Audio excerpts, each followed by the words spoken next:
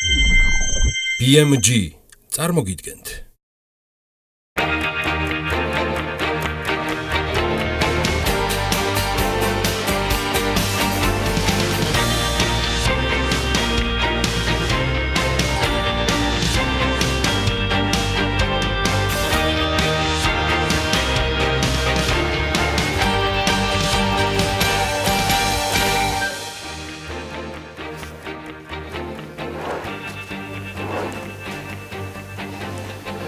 დილა მშვიდობის ყველას წარმატებულ შემოსავლიან მშვიდობიან დღეებს და კვირაებს გისურვებთ. მე მოგესალმებით TV პირველიდან გიორგი საკაძე ვარ, ეს საქმიანი დილა, რომელსაც ბიზნეს მედია ჯორჯია, ანუ BMG წარმოგიდგენთ. ვიწყებთ ჩვენ საქმიან კვირაებს, დარწმუნებული ვარ, საკმაოდ საინტერესო და დატვირთულიც იქნება, ამის ყველანაირი წინაპირობა არსებობს. შაბათ-კვირას ერთი ამბავიც მოხდა IKEA-ს დამფუძნებელი ინგვარ კამპრადი 91 წლის ასაკში აღესრულა. ინფორმაციას ავეჯის წარმოებული შვედური კომპანია თავად ავრცელებს მათი ცნობით ინგვარ კამპრადი საკუთარ სახლში სამხრეთ შვედეთში გარდაიცვალა. ინგვარი ძალიან მოენატრება და მას მუდმივად სიყვარულით გაიხსენებენ მისი ოჯახის წევრები და IKEA-ს თანამშრომლები მსოფლიოს გარშემო, ნათქვამია ოჯახის და კომპანიის მიერ გავრცელებულ ერთობლივ პრეს-რელიზში. კომპანია კამპარტს მე-20 საუკუნის ერთ-ერთ უდიდეს მეწარმეს მოიხსენიებს და არც თუ საფუძვლოდ. ბავშვობაში კამპარტი დაკავებული იყო სხვადასხვა პროდუქციის გაყიდვით. ვაჭრობის პირველი გამოცდილება მან 5 წლის ასაკში ასანთის გაყიდვით მიიღო. შემდეგ იგი ვაჭრობდა თავისივე დაჭერილი თევზით, საშობაო ბარათებით, საახალწლო აქსესუარებით და ასე შემდეგ. მას არ მიუღია უმაღლესი განათლება, არ უსწავლია ბიზნესი და არ უკითხავს ამ თემაზე წიგნები, მაგრამ ამის მიუხედავად კომპანია IKEA შექმნა ინგვარის პირადი გამოცდილების და დაკვირვების საფუძველზე არის სწორედ IKEA შექმნილი 1953 წელს. მთავარი რაც რომელმაც IKEA-მა 1953 წელს დაიწყო იყო ავტოკალმებით ვაჭრობა. ავეჯის ვაჭრობა კომპანია მხოლოდ შექმნა 5 წლის შემდეგ დაიწყო. საინტერესოა რომ IKEA შეიქმნა მხოლოდ იმისთვის რომ არ გაფუჭებულიყო ურთიერთობა მომწოდებელთან, რომელიც ითხოვდა ოფიციალურობას ბიზნესში, ფინანსების ნაკლებობას და ინგვარის პატარა ასაკის გამო კომპანია IKEA მისი მამის სახელზე დარეგისტრირდა თავდაპირველად. სხვათა შორის სახელწოდებაც IKEA-ც პირველი 200 წარმოადგენს ინგვარ კამპარდის ინიციალებს, მესამე ბაბუის კომპანიის სახელის პირველ ასოს, ხოლო მეოთხე უახლოესი სოფლის ეკლესიის დასახელების პირველი ასოს და ინიციალია. 2015-ში ბლუმბერგი კამპრადს 41 მილიარდი დოლარის ქონებას უთვლიდა. 2016 წლის თებერვალში Forbes-მა მსოფლიოში აღიარებული ყველაზე უცნაური მილიარდერი ციდიაში ყველაფერზე ზოგავდა, ყიდულობდა მეორად ანსაცმელს. თმა საზღვარგარეთ იკრეჭდა მეტწილად განვითარებად ქვეყნებში, სიაფის გამო. ისე გამოელო საქართველოშიც დაუცილს. სიცოცხლის ბოლომდე მე დაუფარავდი საქმოს რაფოსან არტურას თანხებს ამასობაში დარწმუნებული ვარ მოვახერხებდით IKEA-ს გახსნაზე საქართველოში მის დათანხმებას.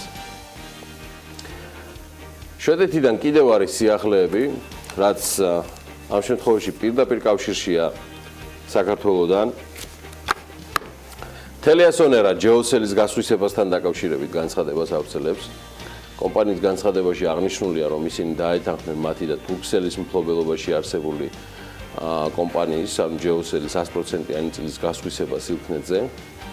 მოხარული ვარ დავაანონსო კიდევ ერთი ახალი ნაბიჯის გადადგმა სტრატეგიის ფარგლებში, რომელიც ეტაპობრივად ევრაზიის დატოვებას და ნორდიკულ და ბალტიის რეგიონებზე ფოკუსირებას გულისხმობს. ასევე მინდა მადლობა გადაუხადო ჯეოსელის თანამშრომლებს მათი კონტრიბუციისთვის და ვუსურვო საუკეთესო კომპანიის განვითარებას შემდეგ ფაზაში, აღნიშნავს თელიასონერას აღმასრულებელი დირექტორი იოჰან დედელინდი. იქვე აღნიშნულია, რომ ხელშეკრულების გაფორმებამდე თელიამ კომპანიაში ჩაატარა საკმაოდ შეწყვეტილი საკმაოდ კაცრი შემოწმება და ძალიან კმაყოფილიც არის შედეგებით. ევრაზიის ბაზრის დატოვების გადაწყვეტილება მთელი ამ 2015 წელს მიიღო და გაასაჯაროვა კიდეც ერთ-ერთ მიზეზად რეგიონის ქვეყნებში კორუფციის არსებობა სახელდებოდა. ევრაზიის ბაზარზე კომპანია ოპერირებს ყაზახეთში, აზერბაიჯანში, უზბეკეთში, ტაჯიკეთში, საქართველოში, მოლდოვასა და ნეპალში.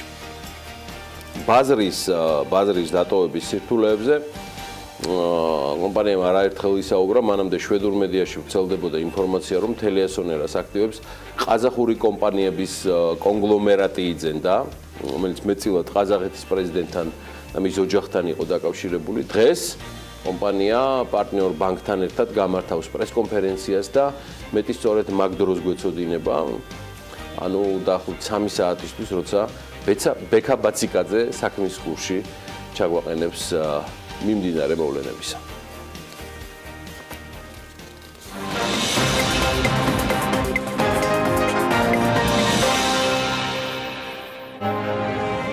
სილქნეტი ჯეოსელს ყიდულობს სილქნეტის გეგმებსა და 153 მილიონი დოლარის ღირებულების გარიგების დეტალებზე ელენე გოგბერაშვილი ჩაგვაყენებს საქმის კურსში.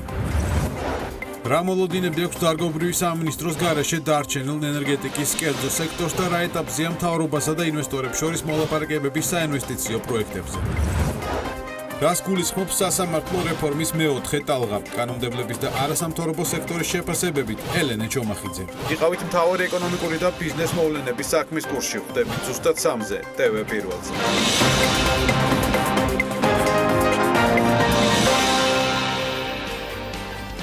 გარიგება საშუალებას გვაძლევს შევქმნათ ინტეგრირებული სატელეკომუნიკაციო ოპერატორი, რომელიც ფიქსირებულ და მობილურ ქსელებს ფლობს.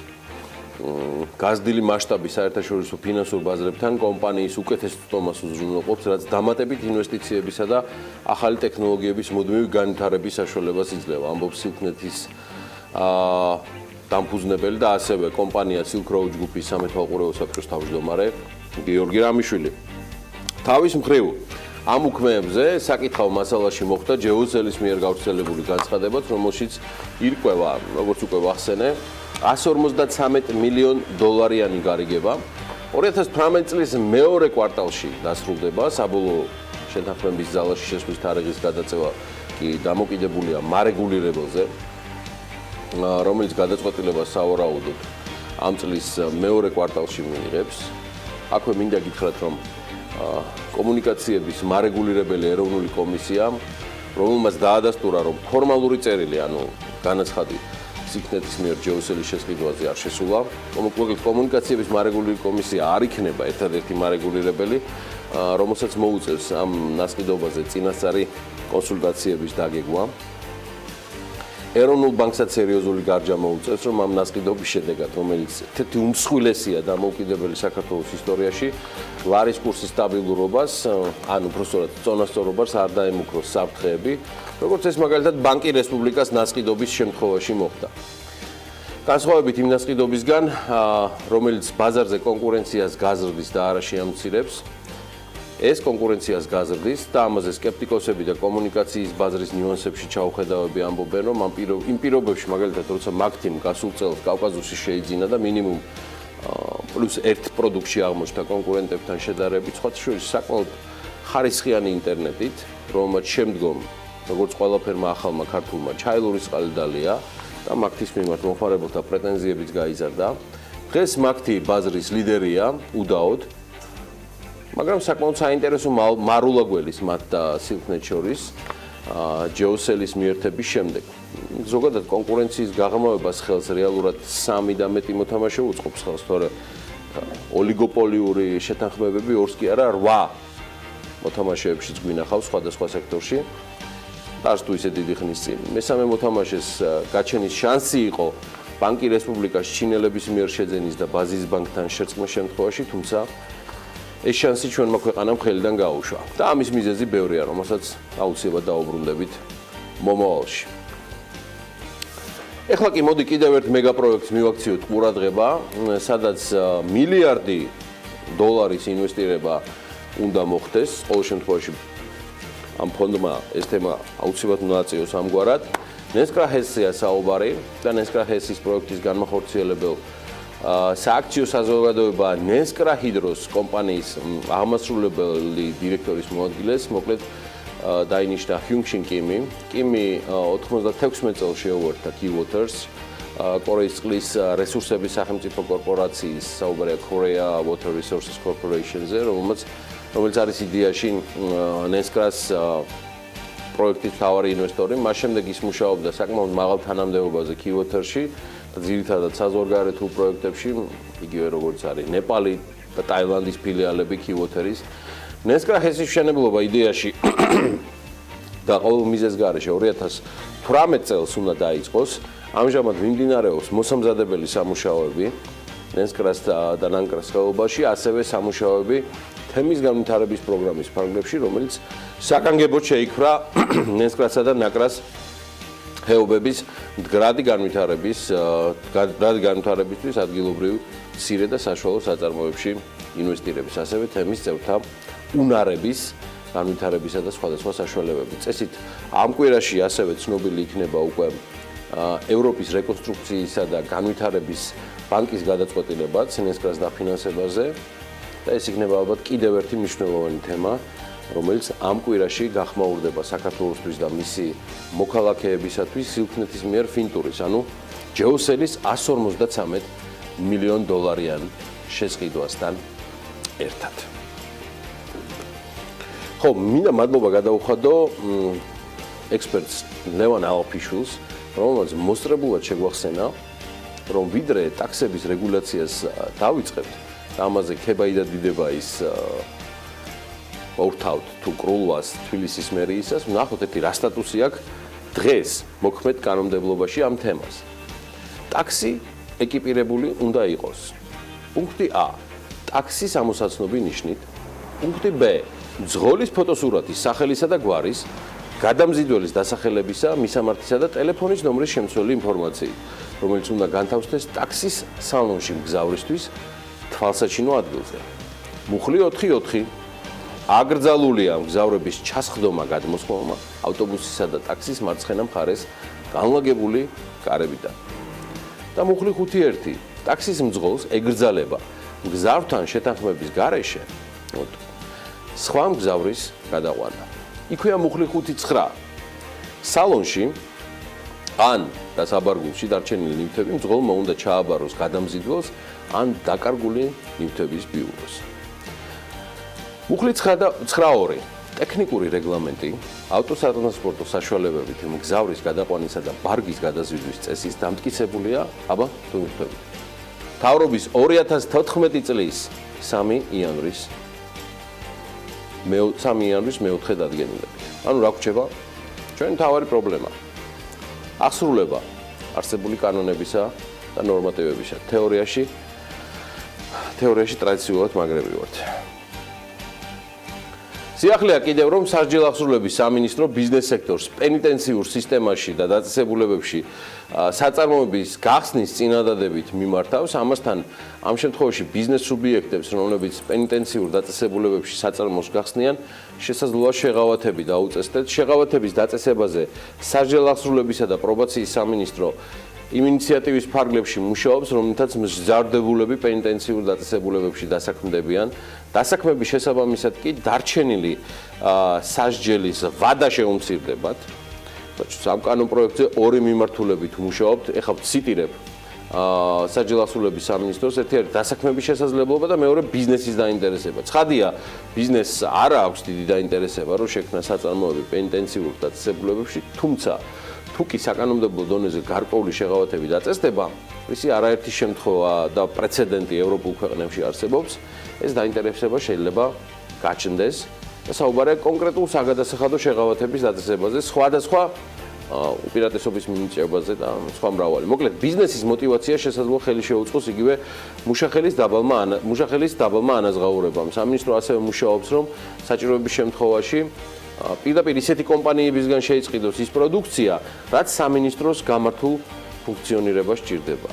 მოკლედ ეს არის მექანიზმები, რომელიც სამინისტროს აზრით ხელს შეუწყობს იმას, რომ პენიტენციურ დაწესებულებებში დასაქმების კერები გაჩნდეს და გაიზარდოს და ის მზარდი მოთხოვნები, რომლებიც ექნება მსჯავრდებულებს მხრიდან დასაქმებაზე, ეტაპობრივად დავაკმაყოფილოთ.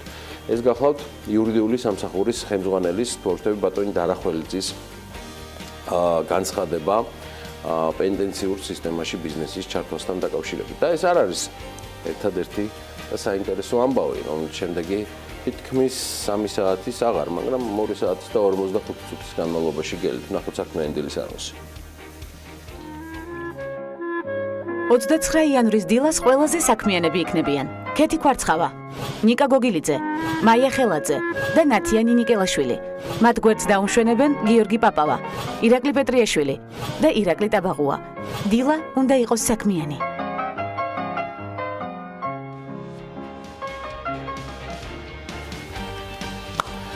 გუშინ ტოკიოში ჰაცუბაშოს ფინალური დღე იყო გუშინ წინ. ბაშოზე ბრწყინვალედ გამოსულმა და იმპერატორის თასის ბოლოს წინა დღეს დამბევებელმა ლევან გორგაძემ იმპერატორის თასის მფლობელის რანგში გამართულ ბოლო შეხვედრაშიც არ უღალატა ტრადიციას და ერთიანად შემართულმა და ბრძოლის ჟიმით შეპყრობილმა შეუპოვრად დამხტური იაპონურ ენდოს წინააღმდეგობა დაძლია და ტოკიოდან მოისროლა.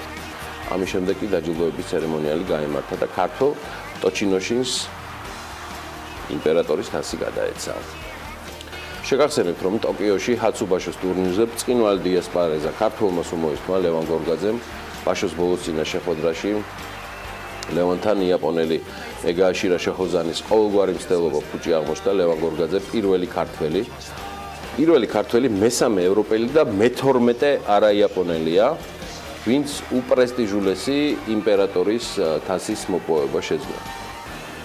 იმედია ბიზნესშიც ისე ვიხეირებთ, როგორც სპორტის უმრავლესი სახეობით ამ ბოლო პერიოდში. ტოჩინოშინს ძალიან ბევრი თასი გადაეცემა. და აი გამბაჟება მაგის მარგარი გაუჭირდება თუ ჩამოტანას აპირებს. დაჯილდოება ხვალინდელი ბრძოლის შემდეგ დაჯილდოებაც ამის დასტური იყო. თუმცა თასი არ არის ერთადერთი ჯილდო, რომელიც ქართველმა გოლიათმა მოიპოვა. დავიწყოთ ფინანსური პრიზებით. ქართველი სუმოისტის ხელფასი მკვეთრად გაიზრდება და ეს დამოკიდებული იქნება იმ საერარქიო ტიტულზე, რაც იგი დაწინაურდება. რაც შეეხება ერთჯერადად პრიზ, ეს არის 10 მილიონი იენი, რაც ქართულ ლარში 230,000 ლარი გახლავთ. მას ასევე გადაეცემა ძვირადღირებული საათი და მანქანა, რომელსაც 1 წლის ნორმა ბენზინი მოყვება. აქ ალბათ ყველაზე ბედნიერი სალომე ჭიპაშვილი იქნებოდა. სუმოისტების წესის მიხედვით მანქანის ტარება მათ ეკრძალებათ, შესაბამისად მის მანქანაზე დაждდება მძღოლი, რომელიც აუცილებლად კლუბის წევრი უნდა გახლდეთ. ქართველს არც ალკოჰოლური სასმელები მოაკლდება. 1 წლის ნორმა ბრინჯის ლუცსა და საკეს სპონსორი კომპანიები უზრუნველყოფენ. არა ალკოჰოლურზეც ექნება საზრუნი.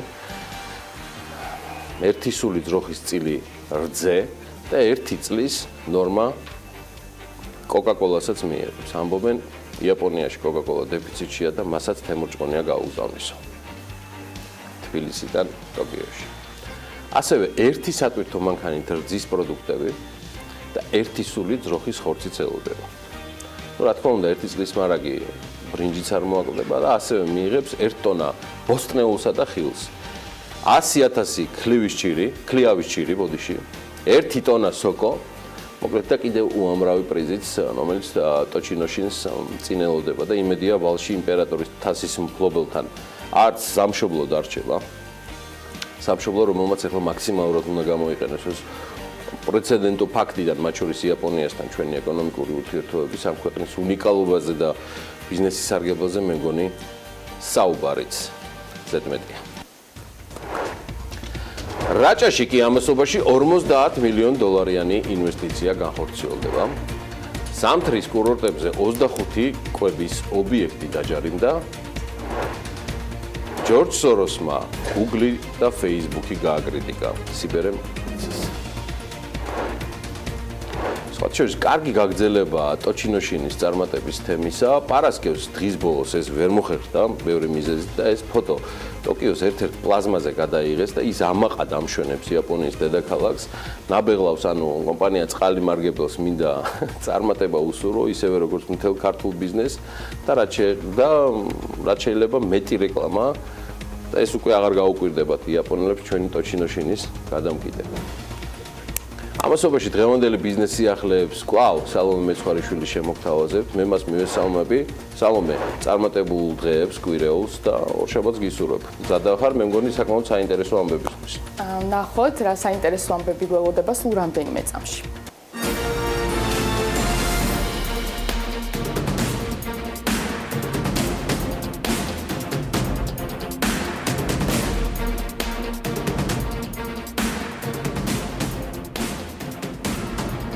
რაჭაში 50 მილიონი დოლარის ინვესტიცია განხორციელდება. რაჭა-ლეჩხუმისა და ქვემო სვანეთის რეგიონში მდინარე ჯონოულზე ჯონოული 2 ჰესის მშენებლობა იგეგმება. ამის შესახებ BMG-ს ეკონომიკის სამინისტროში განუცხადეს. სატენდერო პირობების მიხედვით ჰესის დადგმული სიმძლავრე 32 მეგავატია, სავარაუდო წლიური გამომუშავება კი 129 მილიონ კილოვატ-საათში ადგენს. უწყება მშენებლობაზე ტექნიკურ ეკონომიკური კვლევის ჩატარების, მშენებლობის ფლობისა და ოპერირების მიზნით გასული წლის ბოლოს ინტერესთა გამოხატვა გამოაცხადა, სადაც მონაწილეობა ერთადერთმა კომპანიამ ჯონოული 2-მა მიიღო და შესაბამისად გამარჯვებულად გამოცხადდა.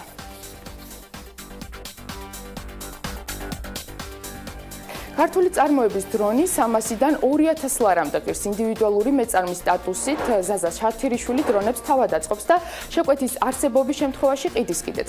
როგორც თავად ამბობს, დრონების წარმოება ამ ეტაპზე მისთვის ჰობია, თუმცა გარკვეული შემოსავალი მაინც აქვს. დაახლოებით 10-მდე შეკვეთა შევასრულებ ამზადებ როგორც სამოყვარულო გასართობი დანიშნულების დრონებს, ასევე პროფესიონალურსაც, რომლებიც შედარებით ძვირიღის სერვისში კამერების მონტაჟით და დაპროგრამებად შედის, ამბობს ზაზა შათირიშვილი. არაპროფილურ აქტივებთან დაკავშირებით ეროვნული ბანკი დაბალანსებული მიდგომის მომხრია განცხადება საქმის კურსის ეთერში სების ვიცე-პრეზიდენტმა მურთაზ კიკორიამ გააკეთა. მისი თქმით, არაპროფილური აქტივების ფლობის შეზღუდვას კანონის ძალა მიეცა და ასევე მეორე ეტაპის რეფორმა, რომელიც მიღებულ ცვლილებებს გულისხმობს, ამკვიდრებს ტერმინს საბანკო ჯგუფები. სწორედ საბანკო ჯგუფის განმარტება მოიცავს ბანკებს და მათთან დაკავშირებულ ფინანსურ ინსტიტუტებს. ეროვნულ ბანკს კი მათზე სრული ზედამხედველობის უფლებამოსილება და ჯგუფების ინფორმაცია წვდომის საშუალება მიეცა. მურთაზ კიკორიას თქმით, ცვლილების მიზანი ბიზნესის შეუფერხებელი განვითარებაა. კომპანიებს, რომელსაც ჩვენ დავარქვით საბანკო ჯგუფები, სწორედ საბანკო ჯგუფის განმარტება მოიცავს ბანკს და მასთან დაკავშირებულ ფინანსურ, ასე ვთქვათ, ინსტიტუტებს, მათზე მივიღეთ სრული ზედამხედველობის უფლებამოსილება და ასევე ჯგუფებზე უკვე მათ ზემოთ არსებულ ჯგუფებიდან ინფორმაციაზე წვდომის უფლებამოსილება. კომერციული ბანკის ადმინისტრატორებს მათ მაკონტროლებელ პირებს, რომ განმარტოთ ეს აქციონერები, სამთავრობო წევრები, ტოპ მენეჯერები და ასე შემდეგ. ვინაიდან მათ აქვს წვდომა სექტორის ინფორმაციებთან.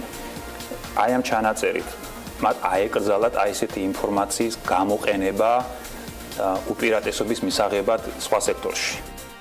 მამუკა ბახტაძე საპენსიო რეფორმის უფრო ადრე განხორციელებას ისურვებდა. საქართველოს ფინანსთა მინისტრის განცხადებით, დაგროვებითი პენსიის რეფორმის მიმართ მაღალი ინტერესი არსებობს. მისივე განმარტებით, საპენსიო რეფორმა ყველა წარმატებულ ქვეყანაში გატარდა. თქვენ ვერ ნახავთ ვერც ერთ წარმატებულ ეკონომიკას, სადაც საპენსიო ფონდები არ ფუნქციონირებს. საქართველოსაც აქვს ეს ნაბიჯი გადასათქმელი უფრო მეტიც. მე ვისურვებდი, რომ ეს განხორციელებულიყო გაცილებით ადრე, რაც შეეხება საბიუჯეტო კომპონენტს. ჩვენ 2018 წლის ბიუჯეტში ამ მიმართულებით 80 მილიონი ლარი გვაქვს გათვალისწინებული, განაცხადა ბახტაძემ.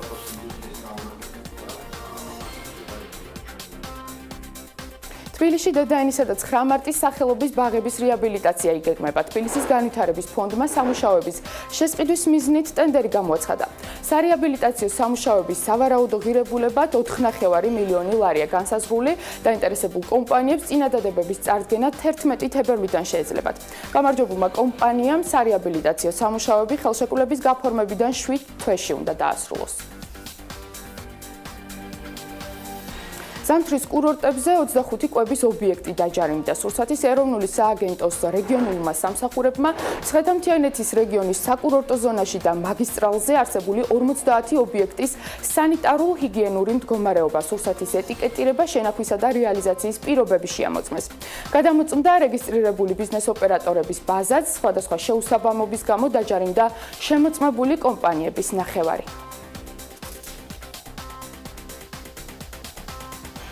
ქართული საჰაერო სივრცის დატვირთვა 13%-ით გაიზარდა. ამის შესახებ ინფორმაციას საქართველოს ეკონომიკისა და მდგრადი განვითარების სამინისტროს შპს საქაერო ნავიგაცია ავრცელებს. გაიზარდა როგორც საქართველოს აეროპორტებში მომფრენი და გამფრენი, ასევე სატრანზიტო რეისების რაოდენობაც. ფრენების ზრდის ტენდენცია მნიშვნელოვანი გამოწვევის წინაშე გვაყენებს და მისი შენარჩუნება კვლავაც რჩება კომპანიის პრიორიტეტად, აცხადებს საქაერო ნავიგაციის გენერალური დირექტორი გოჩა მეზრეშვილი.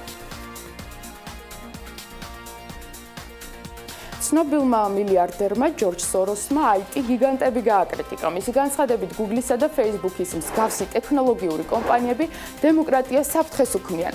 დავოსის მსოფლიო ეკონომიკურ ფორუმზე გამოსვლისას ინვესტორმა აღნიშნა, რომ მსხვილი სოციალური მედია პლატფორმები ინოვაციების განვითარებას უშლიან ხელს, აბკოლებენ და მათი გავლენა ადამიანებზე შემაშფოთებელია. რადგან საზოგადოებრივი აზრის მანიპულირებას ახდენენ, სოროსი ინტერნეტ პლატფორმებისა და აზარტული თამაშების მსგავსებაზე საუბრობს და აღნიშნავს, რომ ეს ახალგაზრდებისთვის მავნებელია. ბიტკოინი ღირებულების 90%-ს დაკარგავს, ასეთ პროგნოზს აკეთებს Blackly Advisory Group-ის საინვესტიციო აქტივების მართვის დირექტორი და Wall Street-ის ვეტერანი პიტერ ბუკვარი. ინვესტორი ამბობს, რომ კრიპტოსამყარო კლასიკური საპნის ბუშს წარმოადგენს, რომლის გასყდომის დროც მოახლოებულია. პიტერ ბუკვარის ვარაუდით, ბიტკოინის ფასის 90%-ით გაუფასურების რეალური საფრთხე არსებობს და ის ამბობს, რომ მას არ გაუკვირდება თუ კრიპტოვალუტა მომავალი წლის განმავლობაში 1 წლის წინანდელ ნიშნულს დაუბრუნდება და მისი ფასი $1,000-დან $3,000-მდე დაეცემა. ბიზნეს სიახლეების შემდეგ ჩვენს ეთერში ვალუტის კურსის დროა.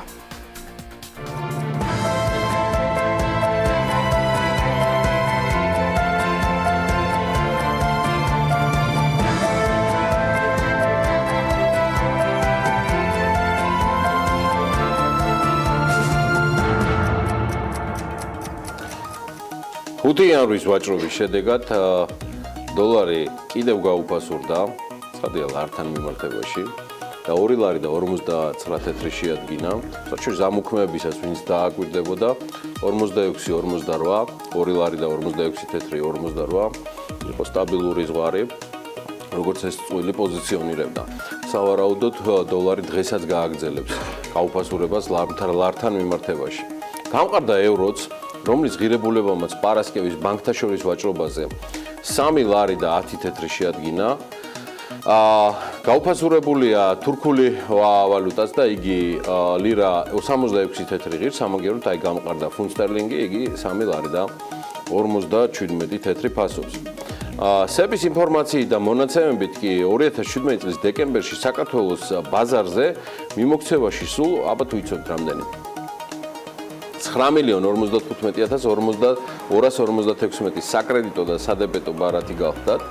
ამ სტატისტიკის მიხედვით დეკემბერში საგადახდო საკრედიტო ბარათების რაოდენობა 779,598 ერთეული შეადგინა, საგადახდო სადებეტო ბარათების რაოდენობამ კი 8,258,000.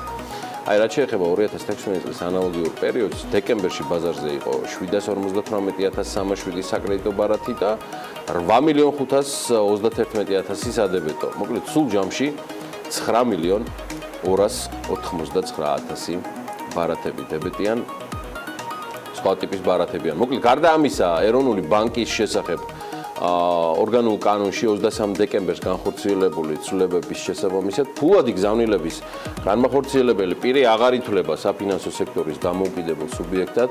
რაც შეეხება აღნიშნული კანონის ამოქმედების მომენტისთვის საქართველოს ეროვნულ ბანკში რეგისტრირებული ფულადი გზავნილების განმახორციელებელ პირებს, მათ ამ კანონის ამოქმედებიდან 6 თვის ვადაში 2018 წლის 12 ივლისამდე უნდა უზრუნველყონ ეროვნულ ბანკში საგადახდო მომსახურების პროვაიდერად დარეგისტრირება ან საგადახდო მომსახურების პროვაიდერთან, მათ შორის ცხადია კომერციულ ბანკთან ან მიკროსაფინანსო ორგანიზაციასთან, მომსახურების აგენტის ხელშეკრულების გაფორმება. ზემოაღნიშნული 6 თვიანი ვადის ამოწურვამდე კი ფულადი გზავნილების განმახორციელებელი პირების საქმიანობას ზედამხედველობის მარეგულირებელი საქართველოს ეროვნული ბანკის სამართლებრივი აქტები ცხადია ინარჩუნებს შესაბამის იურიდიულ ძალას. ფულად გზავნილებზე ამის გამო ატყდა ვერ ვიტყოდი რომ აჟიოტაჟი მაინც კითხვები გაჩნდა და ამიტომ სურს რომ განმარტოთ. ეს ახალი რეგულაცია მხოლოდ იურიდიულ პირებს ეხებათ, რომლებიც ფინანსური შუამავლები არიან და არც ერთ შემთხვევაში არ ეხება მოსახლეობას. ეს არ არის ჩემი ნათქვამი, ამის შესახებ საქმის კურსში ეროვნული ბანკის ვიცე-პრეზიდენტმა მურთაზ კიკორიამაც ისაუბრა, ასე რომ მოეშვით ზედმეტ შიშებს, რომელიც ისედაც არ გაკლიათ და სწორად დაგეგმეთ თქვენი შემოსავლებიც და ხარჯებიც. ამასობაში არანაკლებ ზუსტი პროგნოზის, კიდევ ერთი პროგნოზის დროა, რომელსაც გარემოს ეროვნული სააგენტო გვაწვდის და მასაც დღეს სალომე წარმოგიდგენთ. ამინდის პროგნოზის სპონსორია SEU Development. გარემოს ეროვნული სააგენტოს ინფორმაციით ამინდი საქართველოში განპირობებული იქნება ამიერკავკასიის ჩრდილოეთიდან მოქმედი ცივი ჰაერის მასებით. მოსალოდნელია დასავლეთ საქართველოში დროგამოშვებით ღრუბლიანობის მომატება, დღის მეორე ნახევრიდან ზოგან წვიმა, მთაში თოვლი.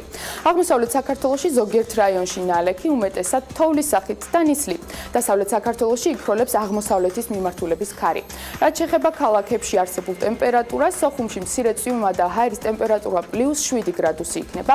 ბათუმშიც მცირე წვიმას ელოდებიან და ჰაერი 8 გრადუსამდე გათბება. ხობულეთში კი +7 გრადუსი დაფიქრით სცილდება. ფოთში მცირე წვიმა და ჰაერის ტემპერატურა +9 გრადუსი იქნება. ქუთაისში უმეტესწილად უნალექვა ამინდი და ჰაერის ტემპერატურა 10 გრადუსი იქნება. ზუგდიდშიც უმეტესად უნალექვა ამინდია მოსალოდნელი და ჰაერის ტემპერატურა 8 გრადუსი იქნება. რაც შეეხება ოზურგეთს, მცირე წვიმა, ჰაერის ტემპერატურა +9 გრადუსი. ონშიც უნალექო ამინდი და ჰაერის ტემპერატურა 2 გრადუსი იქნება. გორში უმეტესად უნალექვა ამინდი, ჰაერის ტემპერატურა +3 გრადუსი. ცხინვალში ტემპერატურა 2 გრადუსამდე გათბება. მარნეულში მცირე თოვლი და ნისლი არის. მოსალოდნელი ჰაერის ტემპერატურა +3 გრადუსი იქნება. რუსთავში მცირე თოვლი და ნისლი ასევე და 3 გრადუსი სითბო. ახალციხეში უმეტესად უნალექო და ამინდი და ჰაერის ტემპერატურა +1 გრადუსი იქნება. რაც შეეხება ბორჯომს, უმეტესად უნალექვა ამინდია მოსალოდნელი და ჰაერის ტემპერატურა 2 გრადუსი იქნება. ბაკურიანში უმეტესად უნალექვა ამინდი და ჰაერის ტემპერატურა -3 გრადუსი. ახალქალაქში უმეტესად უნალექვა ამინდი და ასევე -3 გრადუსს ელოდებიან. სტეფანწმინდაში უმეტესად უნალექვა ამინდი და ჰაერის ტემპერატურა 0 გრადუსი იქნება. რაც შეეხება თელავს, მცირე თოვლი და ნისლი აქაც არის მოსალოდნელი, ჰაერის ტემპერატურა +2 გრადუსი იქნება. თბილისში უმეტესად ღრუბლიანი ამინდია მოსალოდნელი, მცირე თოვლი და ნისლიც არის მოსალოდნელი, იქროლებს სამხრეთ აღმოსავლეთის მიმართულების ქარი, ჰაერის ტემპერატურა კი +4 გრადუსი იქნება. სალომე, შენ და ჩვენს მაყურებლებს მუდმივად პლუსში ყოფნას ვუსურვებთ ტელეკვირის განმავლობაში, ჯანმრთელობის შემოსავლების ყველა სხვა მიმართულებით. ჩვენ მოდი ახლა გავიდეთ რეკლამაზე, მცირედი შესვენებას და უნდა დავიწყოთ საკმაოდ საინტერესო საუბარი. რუსთავის ახალარჩეული, რაღა ახალარჩეული, მაგრამ მაინც მერი ირაკლი ტაბაღუა უკვე საქმიანი დილის კულისებშია და სულ რამდენიმე წუთში მარიამ ადამიანთან ერთად დავიწყებთ მასთან საუბარს. დაგველოდეთ, არ გადარდეთ. TV პირველზე რეკლამაც საინტერესო.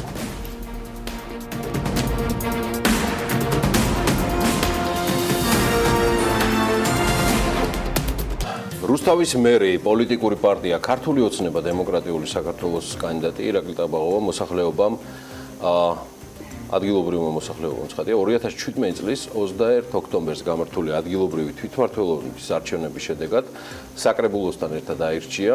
სხვა შორის ირაკლი ტაბაღუამ ამორჩეველთა ხმების 53%-ზე მეტი მიიღო და ეს არჩევნების პირველივე ტურში გამარჯვებას ნიშნავს. მას მხარი რუსთავის 19500-ზე მეტმა ამორჩეველმა დაუჭირა, თუმცა ვიდრე ახალარჩეულ მერს პირდაპირ ეთერში უმასპინძლებდეთ, მარიამ ადამია შეგვიჯავა ერთგვარად რუსთავის მერის ბიოგრაფიის მნიშვნელოვან დეტალებს და გზას აღნიშნულ პოზიციამდე. გიორგი დილომშვიდობისა, ჩემს მიერ მოპოვებული ინფორმაციით რუსთავის ახლადარჩეული მერი 1992 15 წლებში უმაღლეს სასწავლებელში სწავლის პარალელურად მუშაობდა ერთ-ერთ სამშენებლო ფირმაში ბროკერად, დამამთავრებელ კურსზე კი რუსთავის საგადასახადო ინსპექციაში ინსპექტორად. მოგვიანებით საქართველოს ფინანსთა სამინისტროს შემოსავლების სამსახურში გადაინაცვლა და გაიარა როგორც საფეხური რიგითი თანამშრომლიდან დეპარტამენტის უფროსობამდე.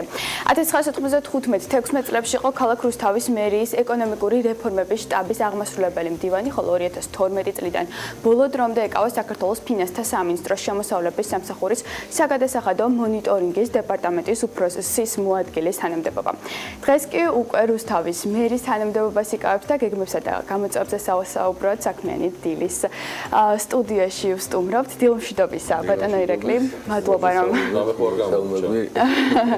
არაფერი, ნორმალურად უბრალოდ ბიოგრაფია ისეთი, რომ დეტალებში ძალიან გაგუგზავნებოდა ალბათ არ გუწევდა.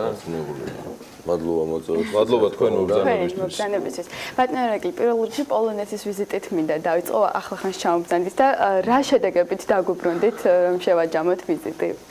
ვიზიტი ნამდვილად გეტყვით, რომ იყო ძალიან შთამბეჭდავი, იმიტომ რომ მოგვიწია პოლონეთის ისეთ ქალაქებში დაგეგმილი ვიზიტები, ეს იყო გაეროს განვითარების პროგრამების ფარგლებში, თან ახლა სერვისების განვითარების სააგენტოს წარმომადგენლები და ეს თლიანი პროცესი მოიცავს პოლონეთის სხვადასხვა მოდელებს ქალაქებში, რევიტალიზაციის პირობებში, თუ როგორ შეძლო დამოუკიდებლად ქალაქებმა მიიღო ის გადაწყვეტილებები და განევითარებინათ თავის ქალაქები. აქ არის ძირითადი მიმართულებები თვითმმართველობებზე, ჩართულობა მოსახლეობის, თუ როგორ გეგმავს საქმიანად მოსახლეობის ჩართულობა ურბანულ განვითარებას, კულტურულ, სოციალურ, სპორტულ და ასე შემდეგ და თვითონ წყვიტავს ესე ვთქვათ მოსახლეობის დიდი ნაწილი სტრატეგიას ქალაქის განვითარების რამოდენიმე წლიან პერსპექტივას და აი ამ პერსპექტივებში და აი ამ კონკრეტულ მოცემულობებში ხდება ქალაქის განვითარება და განცდა იმისა, რომ მოსახლეობა არის თავიდან ბოლომდე ჩართული და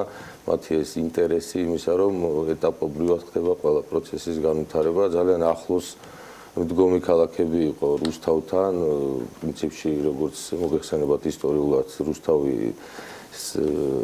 ახალი ქალაქად იწოდება ესე, იმიტომ რომ 70 წლიანი ისტორია აქვს მისი ახალი აღმოსნების განვითარების, თუმცა წინ უსწრებს ჩვენ წელთაღრიცხვის მე-4 საუკუნის და 2000 წლიანი ისტორია, რომელიც არსებობს, ცოცხლობს არის ისტორიულ ჩანაწერებში. და მსგავსება ამ ქალაქებისა თუ როგორ მოახდინა ამ პირობებში 21 საუკუნეში დაძლევა და ეტაპობრივად განვითარება იყო მნიშვნელოვანი დეტალები და მე ვფიქრობ ქალაქისთვის ძალიან ესე ვთქვათ მომგებიანი თუ არა პოლონეთში ბატონ ირაკლი ისეთი ქალაქები რომლის განვითარებაც ამ შემთხვევაში იქნებოდა ძალიან მნიშვნელოვანი გამოცდილება რუსთავისთვის და არის თუ არა კონკრეტული გადაწყვეტილება რომელიმე ქალაქთან თქვა დაძმობილების და უფრო აქტიური სხვა ტიპის ურთიერთობის შესახებ, მათ შორის ეკონომიკური.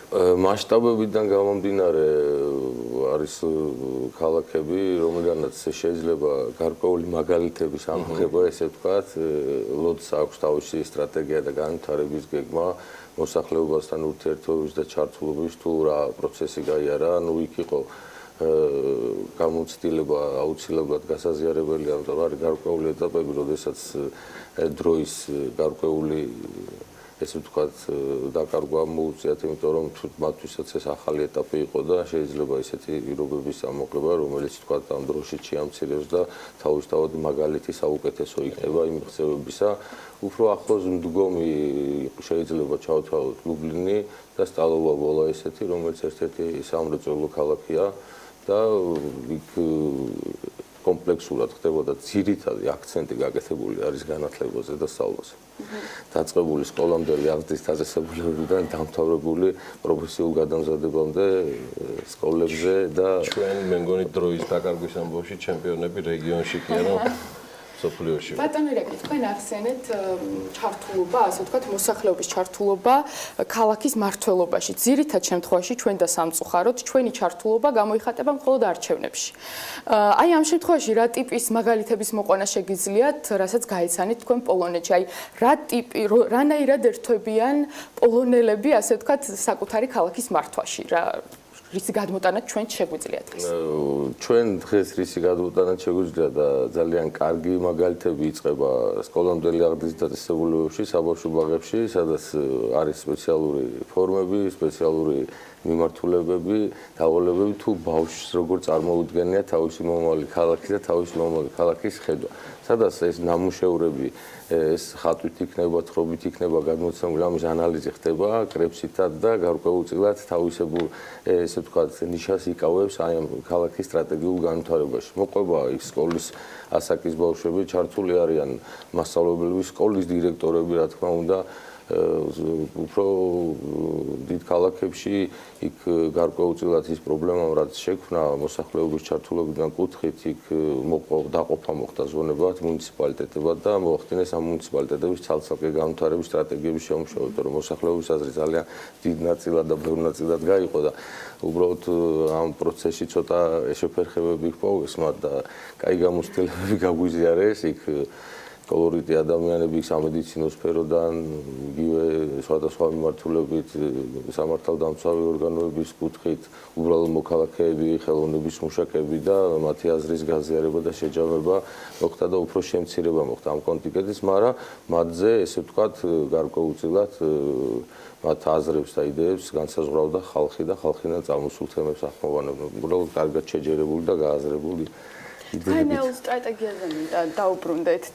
თქვენ რა ძირითად პრობლემას გამოყოფდით რუსთავში და როგორია მოგვარების თქვენეული ვერსია და გეგმა? აქ ჩვენეულ ვერსიასთან დაკავშირებით მინდა და ჩემი ესე ვთქვათ წინასაარჩევნო ერთ-ერთი დაპირებაც იყო მოსახლეობის აქტივობა და ჩართულობა ამ პროცესებში, იმიტომ რომ თვითონ მოქალაქეს ძალიან ბევრი საკითხის გადაწყვეტა შეუძლია და ეს ჩართულობა თავისთავად მოიცავს და ურთიერთობა მუნიციპალიტეტთან შემდგომ კარგ სტრატეგიას და შემდგომ კარგ განვითარებას განცდა იმისა, თუ რას ვაკეთებთ, რატო ვაკეთებთ და რა მიზანს ემსახურება ეს. შესაბამისად, გაგეგმილი გვაქვს იგივე აი ამ პროგრამის ფარგლებში, გაეროს განვითარების პროგრამის ფარგლებში ორი ახალი სერვის ცენტრის მშენებლობა დეტალები ზუსტდება და ჩვენ გვინდა ეს სერვის ცენტრი თავისი სერვისების მოსახურეობით ხალხთან ურთიერთობის ესეთი სტარტაპით დავიწყოთ მოსახლეობის ამ ჩართულობა, იმ იდეების გავრცობა ყველა ასაკში, ესე ვთქვათ და მოვახდინოთ შეჯამება დასახვა ქალაქის სტრატეგიის თუ რა გვინდა ხვალდაზე აუცილებელია ეს მიმართულება, იმიტომ რომ განცდა არ უნდა კონდეს მოსახლეობას იმისა, რომ რაღაც ეტაპზე კონკრეტული დაპირები და კონკრეტული საქმით მოდის ადამიანი და არ იყოს ის, რომ სტრატეგია ქალაქის განვითარების რამოდენიმე წლიანი იქნება ალბათ მნიშვნელოვანი, იმიტომ რომ ყველა პროექტში რომელ პროექტებშიც ჩვენ დეტალურად ჩავიხედეთ, ჩემი პოლონეთის ვიზიტი ახსენეთ თქვენ, ნებისმიერ მიმართულებით გრანტი, სხვადასხვა ორგანიზაციები, როდესაც არსებობს ქალაქის ესეთი სწორად, კარგად გამიზნული მოსახლეობის ჩართულობით გეგმები, ხდება დაფინანსება და სტრატეგია არსებობს ბატონ ირაკლი? სტრატეგიას რა თქმა უნდა სამრეწველო ზონა რუსთავი და სტრატეგიულად ძალიან კარგი ადგილმდებარეობა აქვს, უბრალოდ იქ მუნიციპალიტეტის ჩართულობაც აუცილებელია ინფრასტრუქტურის მოწყობის კუთხით, თვითონ ქალაქშიც არსებობს ძალიან კარგი თავისუფალი სივრცეები.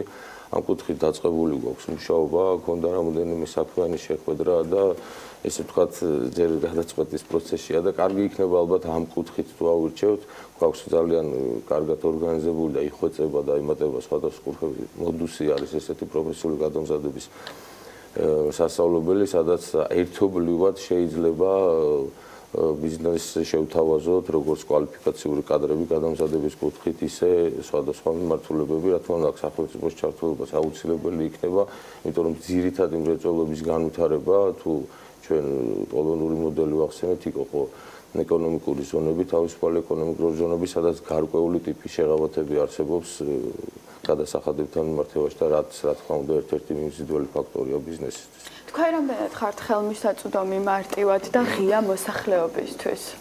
მაქსიმალურად ვცდილობ იყო ღია, აი ყველანაირი კომუნიკაციის საშუალებით ჩემთან დაკავშირება, ნებისმიერი ესე ვთქვათ მოწოდება მოსახლეობასთან ძირითადი შეხვედრები მუნიციპალიტეტების მიხედვით გვაქვს დაყოფილი, რომ იმ ადგილზე ხდება 10 მუნიციპალიტეტია რუსთავში და მუნიციპალიტეტის წარმომადგენლობით ორგანოებში ხდება ვიზიტი და მოსახლეობასთან შეხვედრა და მაქსიმალური რა თქმა უნდა ძალიან კარგია, რომ ბევრ სიახლეს იღებ, კარგი მიმართულებებს იძლევიან, არის ბევრი პრობლემა, რომელიც შეიძლება რაღაც მარტივად გადაწყვეტეს და უშუალო საუბრებითაც ძალიან ხშირ კარგად დაწყვეტილებამდე ძირითადი გამოწვევები მაინც რა დაგვხსნათ ბატონო ირაკლი?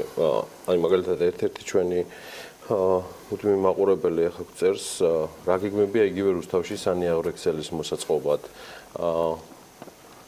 აქ არ არის საუბარი წინამორბედების საქმიანობის მხოლოდ შეფასებაზე. მე მაინტერესებს გამოწვევები, მე მაინტერესებს თქვენი გეგმები, საქმიანი რას აპირებთ? მამასთან მიმართებაში ჩვენ თუ დავიწყებთ იგივე ბიზნესთან ურთიერთობა, რა თქმა უნდა, ამ დასაქმებასთან დაკავშირებულია და დასაქმება ერთ-ერთი გამოწვევა ქალაქისთვის.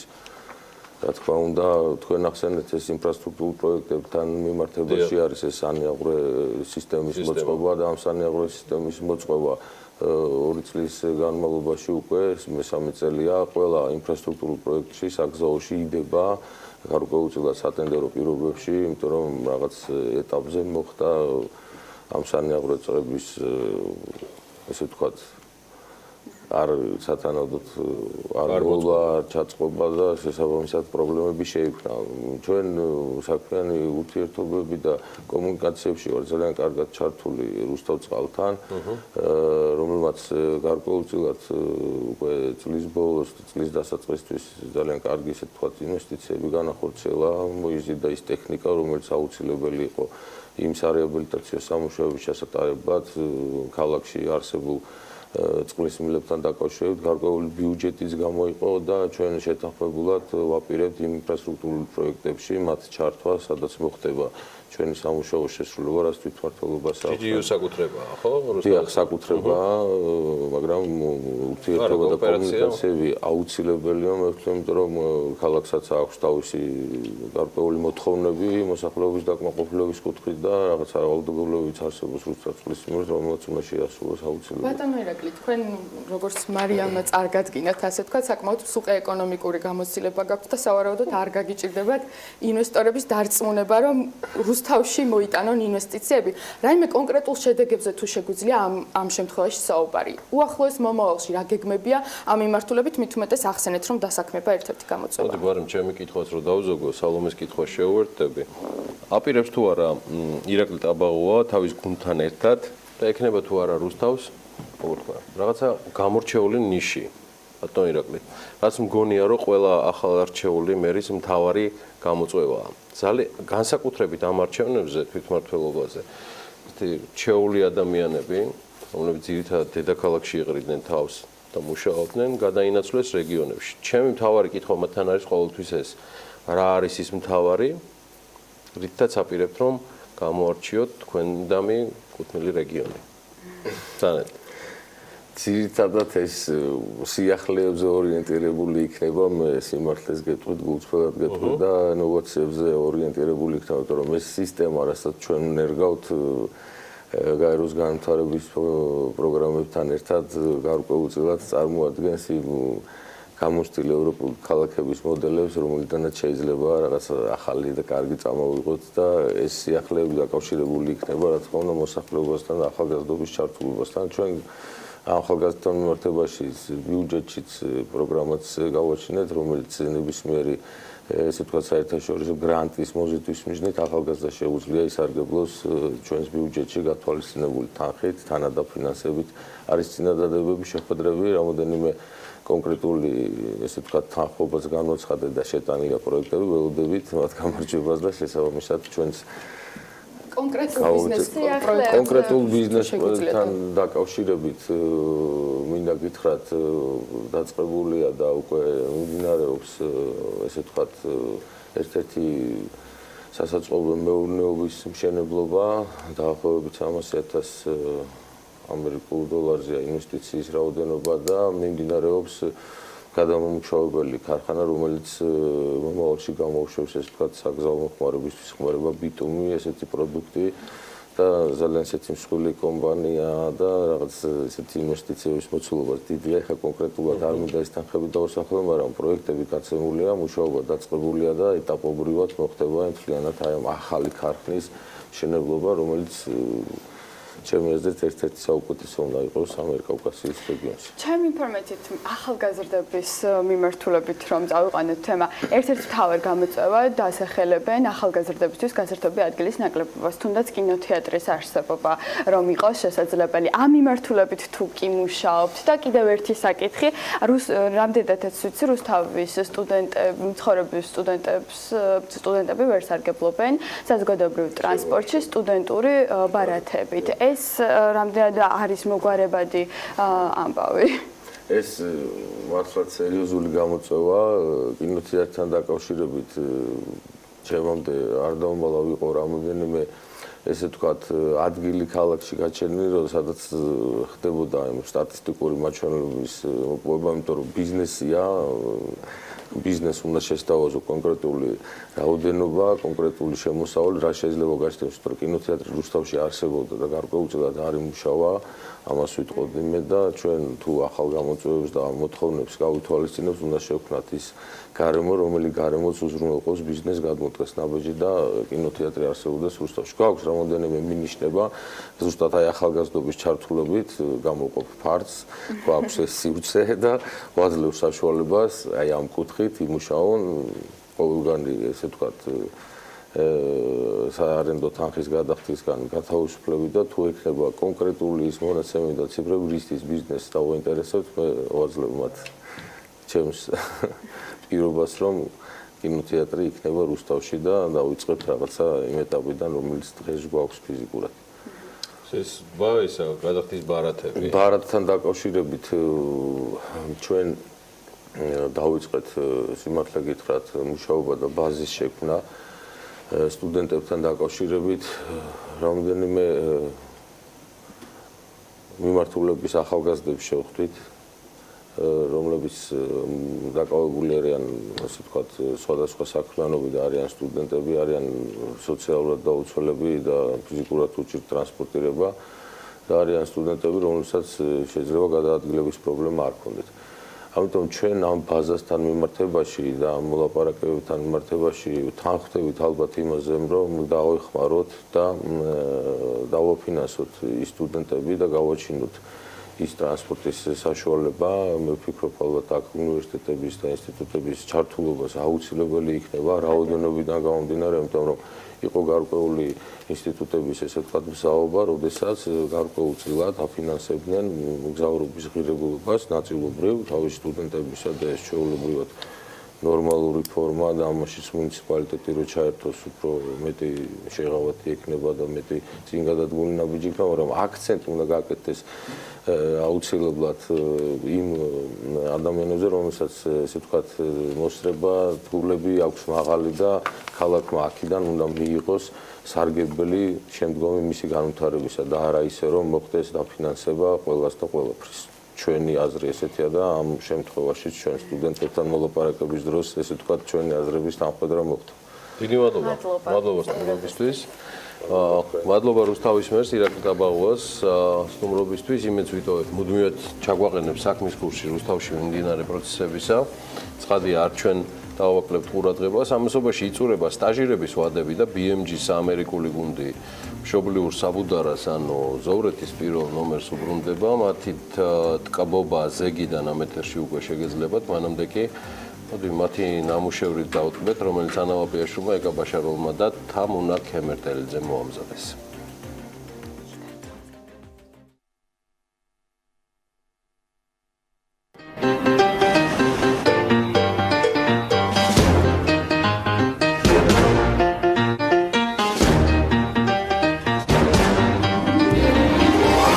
საქმიანი მაყურებლებისთვის ამჯერად ფლორიდიდან, ჯექსონვილიდან, ქალაქი, რომელიც შტატებში ფართობით ნომერ პირველი არის. ჩვენი მასპინძელი კი WJCT ადგილობრივი საზოგადოებრივი მაუწყებელი. ისინი დაფინანსებას მხოლოდ 10% იღებენ ბიუჯეტიდან. ბევრი საინტერესო ხდება ამ კარს მიღმა და მოდით ერთად ვნახოთ. მასპინძლობას და გიდობას აქ ჩვენ Karen Higgins-ი გაგვიწევს, რომელიც მთელი კვირის განმავლობაში ჩვენი მასპინძლელი იყო. Hello Karen. Hi, welcome. This is our main on-air studio. ეს არის რადიო სტუდია, ჩვენი რადიოს მთავარი სტუდია, საიდანაც დილის და შუა დღის გადაცემები გადის. აქედან მაუწყებლობენ ток-შოუებიც. ხმის ინჟინრები აი ამ კომპიუტერიდან მართავენ ეთერს. ყველაფერი დიჯიტალიზებულია. Which keeps the radio station running throughout the day. ძალიან საინტერესო კორიდორია, სხვათა შორის, სადაც შეხვდებით რადიოს კიდევ ერთ განყოფილებას, სადაც ბევრ მუსიკალურ დისკს ერთად ნახავთ და ეს უკვე Relax Radio.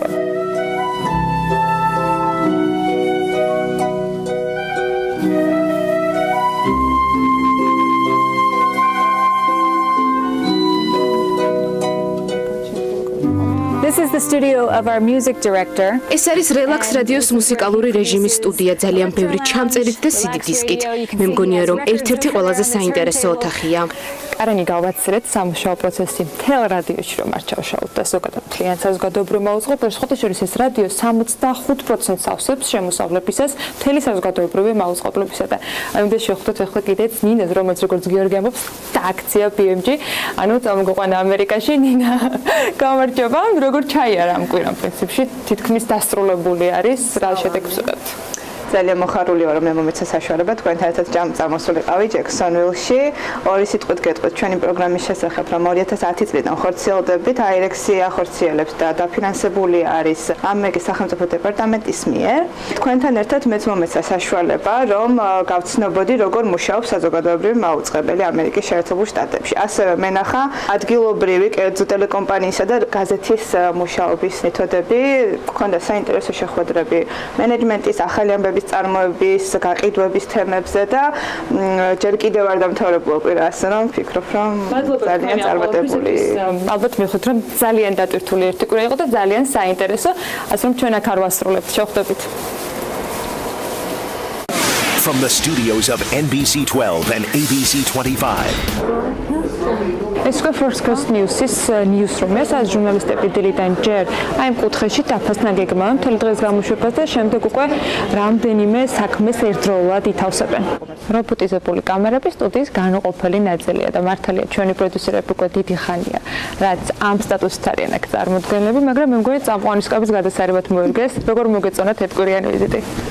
საოცარი იყო მართლა და პირველი რაც აქ ჩამოსვლის თვალში ხდება, ეს არის ხარჯების ოპტიმიზაცია.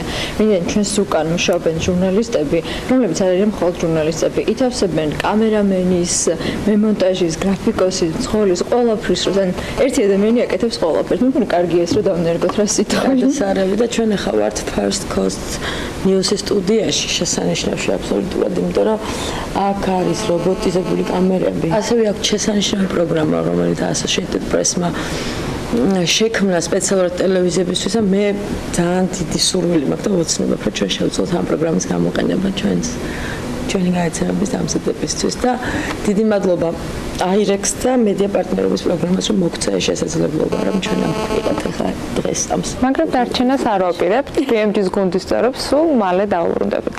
Of NBC12 and ABC25.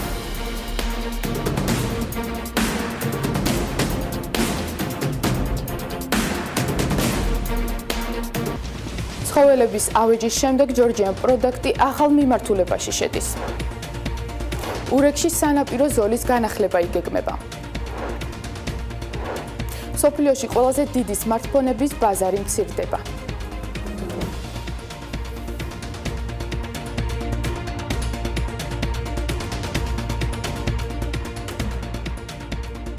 ცხოველების ავეჯის შემდეგ ჯორჯიან პროდუქტი ახალ მიმართულებაში შედის და გამომშრალი ხორცის პროდუქტების წარმოებას იწყებს. როგორც კომპანიის დამფუძნებელი აცხადებს, ამჟამად ქარხნის მშენებლობა მიმდინარეობს. ცხოველების ავეჯის მსგავსად, პროდუქცია ევროკავშირის ბაზარზე ექსპორტზე გავა, პროექტი აწარმოეს საქართველოში ფარგლებში განხორციელდება და მისი ღირებულება 2,5 მილიონი იქნება. ურეკში სანაპირო ზოლის განახლება იგეგმება. მუნიციპალური განვითარების ფონდმა ურბანულ დაგეგმარებასა და ლანდშაფტურ დიზაინზე ტენდერი უკვე გამოაცხადა, რომლის საერთო ღირებულება 212,000 ლარია. პროექტის ფარგლებში ბულვარის პარალელურად სანაპიროს პირველი და მეორე ზოლის ქუჩების რეკონსტრუქციაც მოხდება. მოიწყობა ასევე ტროტუარები, გადასასვლელები, სანაპიროზე ჩასასვლელი საფეხმავლო გზები და ორზოლიანი ველობილიკი.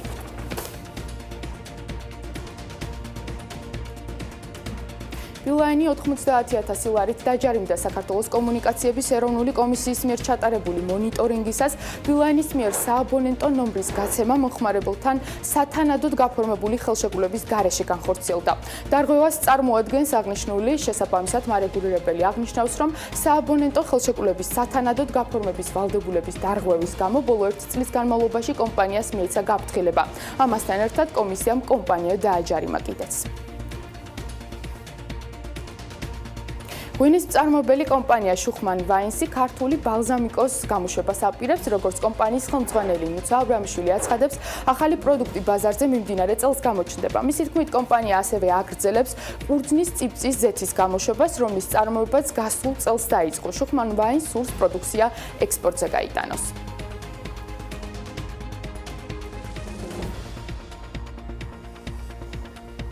მოსკოვთან და კრემლთან დაკავშირებულმა Facebook ჯგუფებმა 129 ღონისძიება დაგეგმეს Facebook-ის მეშვეობით ამერიკაში, რომელიც 300,000-ზე მეტმა ამერიკელმა ნახა. საუბარია 2015-2017 წლებზე.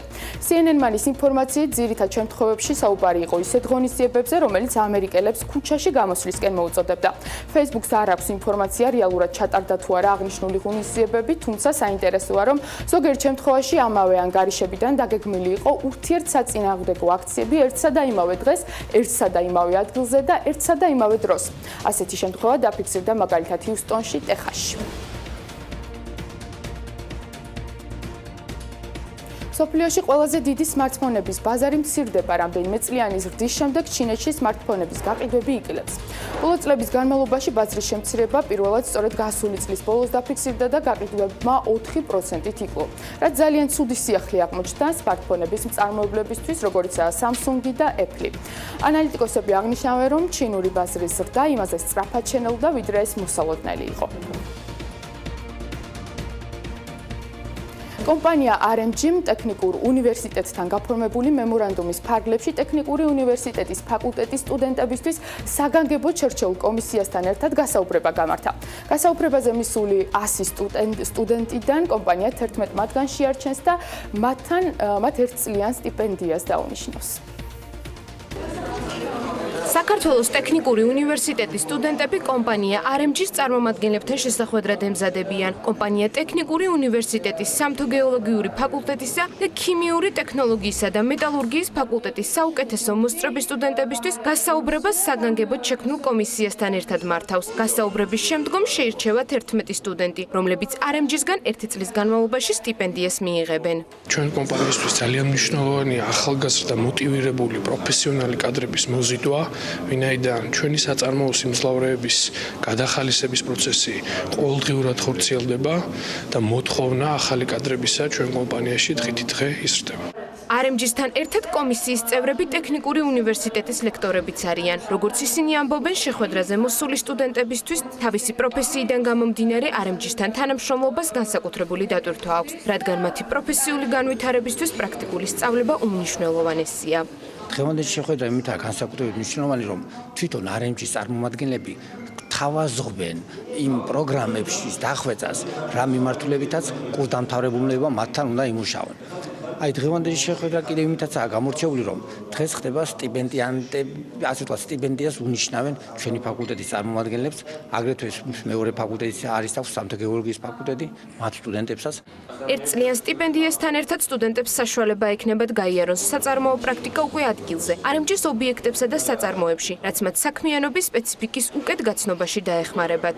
როგორც სტუდენტისთვის და როგორც ამ უნივერსიტეტის სტუდენტისთვის პირველ რიგში ძალიან მნიშვნელოვანი არის RMG-ის წამოწყება.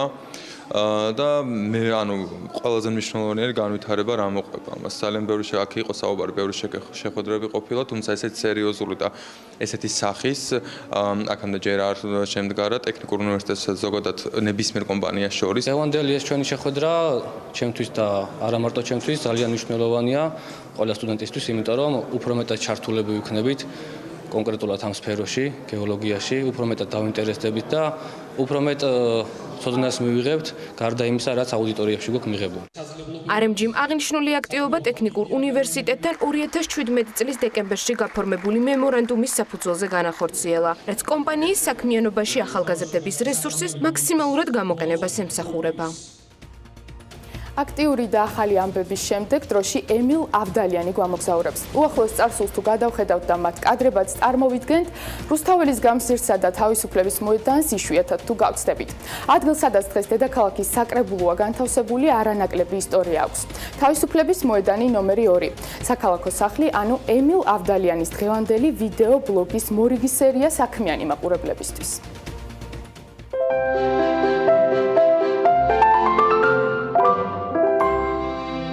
გილავშვიდობის დღევანდელ გადაცემაში ვისაუბრებთ ქალაქ თბილისის თვითმმართველობის ისტორიაზე.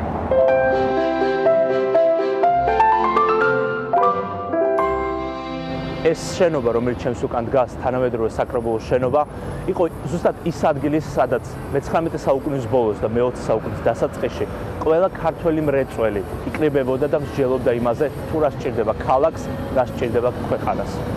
საკრებულოს ისტორია იწყება 1870 წლის 12 ივნისით, როდესაც რუსეთის იმპერატორმა ალექსანდრე მეორემ საკუთარი დეკრეტით ბრძანება გასცა, რომ რუსეთის იმპერიაში ძალიან ბევრ ქალაქში აღმოცენილი იყო თვითმმართველობა.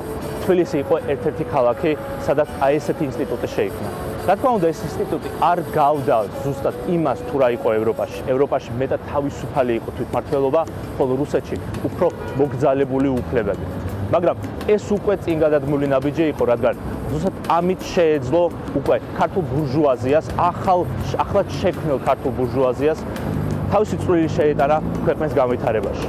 თუმცა საკრებულოში მოსახვედრად შენ გჭირდებოდა ძალიან ბევრი ხმა. ამავდროულად ისიც უნდა ითქვას, რომ მაშინდელი მოსახლეობა ქალაქ თბილისისა იყო დაახლოებით 100,000 კაცზე მეტი. მათგან მხოლოდ დიდრებს, საშუალო ფენის წარმომადგენლებს და ნაკლებად მომპოვებელ პიროვნებებს შეეძლოთ ხმის მიცემა ამა თუ იმ ადამიანისთვის. ქალაქის თვითმმართველობის ორგანოები თავდაპირველად ამ შენობაში არ იყო განთავსებული.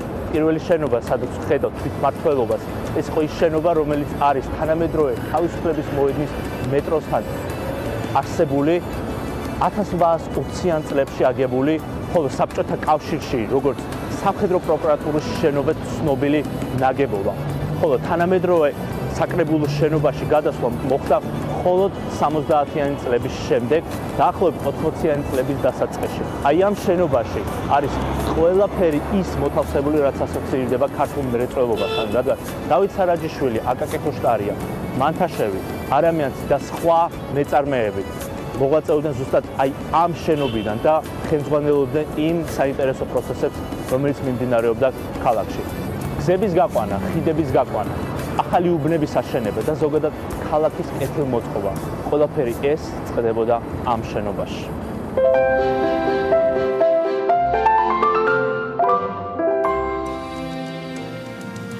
მადლობა ემილ ავდალიანს და ყველას, ვინც შრომობს ამ არაჩვეულებრივ რუბრიკაზე. ეხლა კი გადავინაცვლოთ საკპატენტისკენ, სადაც ძალიან ბევრი სიახლეა, თუმცა საკპატენტის ხელმძღვანელის ნიკოლოზ გოგილიძის მოწვევის მიზეზი არ არის მხოლოდ ის სიახლეები, რასაც უწყება მის ხელმძღვანელთან და გუნდთან ერთად გეგმავენ 2018-ში. მე ერთგვარად მინდა მაინც 2017 წლის მონაგარიც შევაფასოთ, თქვათ რას მივაღწიეთ, რა გამოწვევები რჩება და ალბათ ამიტომაც უპრიანი არის წელს ნიკა გოგილიძის პირველი ვიზიტი საქმიანი დილაში დილამშვიდობის. როგორ შევაფასებდით 2017-ს? ნიკა, ანუ ჯამში რამდენად პოზიტიური იყო ეს სისტემის განვითარებისთვის და ვიცი რა თვითკრიტიკული შეფასება, რა გამოწვევები დარჩა, რომელსაც 2018-ში გეგმავთ შეავსოთ და სიახლეებზე მე უკვე გადავიდეთ. ძალიან დიდი მადლობა მოწვევისთვის. ზოგადად შევაფასებდით წელს როგორც ძალიან წარმატებულს, რამდენიმე მიმართულებით. ერთი ეს არის, რომ მივიღეთ ახალი ცვლილებები კანონმდებლობაში და ევროკავშირთან დავასრულეთ, ასე ვთქვათ, ჰარმონიზაცია თავისუფალი ვაჭრობის ფარგლებში, მაგრამ ეს პროცესი რა თქმა უნდა გაგრძელდება, იმიტომ რომ ეს კანონმდებლობა ყოველთვის განიცდის ცვლილებებს. ძალიან წარმატებული ვიყავით საერთაშორისო ასპარეზზე, იმიტომ რომ 17 წელი იყო ჩვენთვის კოორდინატორობის წელი ინტელექტუალური საკუთრების ორგანიზაციაში ცენტრალური ევროპის და ბალტიისპირეთის ჯგუფში, ანუ გადავედით 15-ში, 16-ში და 17-ში უკვე ვიყავით კოორდინატორები, რაც გულისხმობდა რომ მთელი წლის განმავლობაში 18 ქვეყანას ჩვენ უწევდით კოორდინირებას და 18 ქვეყნის სახელით ჩვენ გამოვიდოდით, ასე ვთქვათ, გაეროს პლატფორმაზე ამ სფეროში. ამასთან ერთად 2017 წელი იყო პირველი წელი, როდესაც პირველი ქართველი წავიდა და ინტელექტუალური საკუთრების სოფლიო ორგანიზაციაში პირველმა ქართველმა დაიწყო მუშაობა ჩვენი გუნდიდან, ასე ვთქვათ, უკვე გადავიდა და აღარ არის ჩვენი გუნდის წევრი, არის სოფლიო ორგანიზაციის გუნდის წევრი, რაც ასევე დიდი წარმატებაა საქართველოსთვის, იმიტომ რომ მაღალ პოზიციაზე რამდენად არის მახსოვს? კი, საკმაოდ მაღალ პოზიციაზე, ეს არის P3-ის თანამდებობა, რაც არის, ოფიცერი იქნება იურიდიულ საკითხებში, უფლებების აღსრულების კომიტეტში, ძალიან, ასე ვთქვათ, კარგია, ჩვენთვის და სასიხარულო, ზოგადად სასიხარულო არის ის, რომ იქ პირველმა ქართველმა დაიწყო მუშაობა, ასევე ძალიან ხმა და მჭიდრო ურთიერთობა ჰქონდა ამ წელს განმავლობაში ჩვენ ყველა პარტნიორთან, როგორც არის ამერიკის შეერთებული შტატები, ევროკავშირი და მათთან ერთად უამრავი პროექტი დავუგეგმეთ, რამაც ჩვენი, ასე ვთქვათ, ექსპერტიზის ხარისხის გაზრდა გამოიწვია, რამაც სტატისტიკურ მაჩვენებელს შევხედოთ, განაცხადების ზრდა გვაქვს 6000-მდე განაცხადი უკვე სასakhalო ნიშნებში და გვაქვს კლება გასაჩივრებების, ანუ 4%-იანი გასაჩივრების ზღვარი ქონდა 2016-ში და 2017-ში 2.5%-ზე ჩამოვიდა, რაც ხა არ არის ცალსახად მაინც და მაინც მარტო ექსპერტიზის ხარისხის აწევის ბრალი, მაგრამ რა თქმა უნდა ამის მნიშვნელობაც ამ ნაწილში არის, რა თქმა უნდა. გამოწვევად რჩება რამდენიმე მიმართულება. პირველი ეს არის უფლებების აღსრულების ნაწილი, სადაც ყოველწლიურად ჩვენ ვაუმჯობესებთ, როგორც ვთქვათ, სახელმწიფოს მხრიდან აღსრულების ნაწილში სტატისტიკას, ასევე კერძო დავებში, მაგრამ ჯერჯერობით მაინც ფაქტია ყველა ხედავთ, რომ კონტრაფაქციული საქონელი პრობლემას წარმოადგენს საქართველოში და მეორე ეს არის ყველაზე უფრო ისეთი ტკივნეული, ასე ვთქვათ, ეს არის კლება გამოგონების სფეროში განაცხადების, განსაკუთრებით ადგილობრივი განაცხადებისას. ანუ ჩვენთან შემოსული საპატენტო განაცხადები არის ერთ-ერთი, ასე ვთქვათ, კრიტერიუმი, რითიც შეიძლება შეფასდეს ქვეყანაში საინოვაციო საქმიანობა როგორ მიმდინარეობს. ეს აშკარად ხედავთ, რომ ძალიან ბევრი გვაქვს სამუშაო, არა მარტო ჩვენ უწყებას, არამედ ყველა უწყებას ერთად, რომ როგორმე შევძლოთ ამ სიტუაციის გამოსწორება და საგამომგონებლო საქმიანობა საქართველოში კვლავ, ასე ვთქვათ, დაუძრათ და კვლავ კონდეს მატება ამ კუთხით. ადგილობრივ ბაზართან ჩვენ ამაზე ბევრი გვისაუბრია, რამდენად ჩამოყალიბდა უფრო მომხმარებელი? ნიკა, ანუ მე მაინტერესებს რამდენად ამაღლდა სტატისტიკა რაღაცა მიმართულებით გვაჩვენებს, რომ ისინი გაცილებით მეტ ყურადღებას აქცევენ ამ მიმართულებას და მეხანძრის პრინციპით მუშაობა აღარ მიდის, მაგრამ მეორეს მხრივ თქვენ თვითონ როგორც უწყების ხელმძღვანელი რამდენად კმაყოფილი ბრძანდებით იმ დინამიკით, როგორ იზრდება ცნობადობა და მნიშვნელობა პატენტისა. განსაკუთრებით კმაყოფილები ვართ ჩვენ უფლებების ფლობელების ნაწილში. ანუ უფლებების ფლობელებში აშკარად არის პროგრესი, რომ მათ იციან უკვე რა უფლებები აქვს და იციან, რომ ამ უფლებების დაცვა შეიძლება და უფრო მეტონიზებას მიმართავენ უფლებების დაცვის კუთხით. მომხმარებლების მხრიდან რაც შეეხება, არის სფეროები, სადაც გვაქვს ამ კუთხით აშკარად თვალსაჩინო გაუმჯობესება, რაღაც გარკვეულ საქონელთან მიმართებაში, მაგრამ არის გარკვეული საქონელი, სადაც ჯერ კიდევ ქვეცნობი, ანუ გაუცნობიერებლად ხალხი შეიძენს კონტრაფაქციულ საქონელს. თუმცა ერთი ნაწილი ეს არის არა მარტო საქართველოს ნებისმიერ მსოფლიოს ნებისმიერ ქვეყანაში, როდესაც გამიზნულად შეიძენ კონტრაფაქციას, ამ ცუდი არ არის, ასე ვთქვათ, არ ვიძახე მაინც ამის დანაშაული, უბრალოდ არის ეს ნაწილიც, რომელსაც ურჩევნია რომ ესე გააკეთოს, ამ ნაწილს ვერ ჩვენ და ვერ მსოფლიო ჯერჯერობით ვერაფერს ვერ უხერხებთ. დანარჩენთან გარკვეული პროგრესი გვაქვს და ჩვენ კვლავ აგრძელებთ ამ კუთხით მუშაობას, რომ ცნობიერება გავზარდოთ როგორც უფლების ფლობელებში, ისე მომხმარებელში, ვინც მოიხმარს ამ უფლებებით დაცულ პროდუქციას სხვადასხვა სფეროში, რომ მათ მინიმუმ იცოდნენ კონტრაფაქციულს ყიდულობენ და უფლებების დარღვევის თუ არა.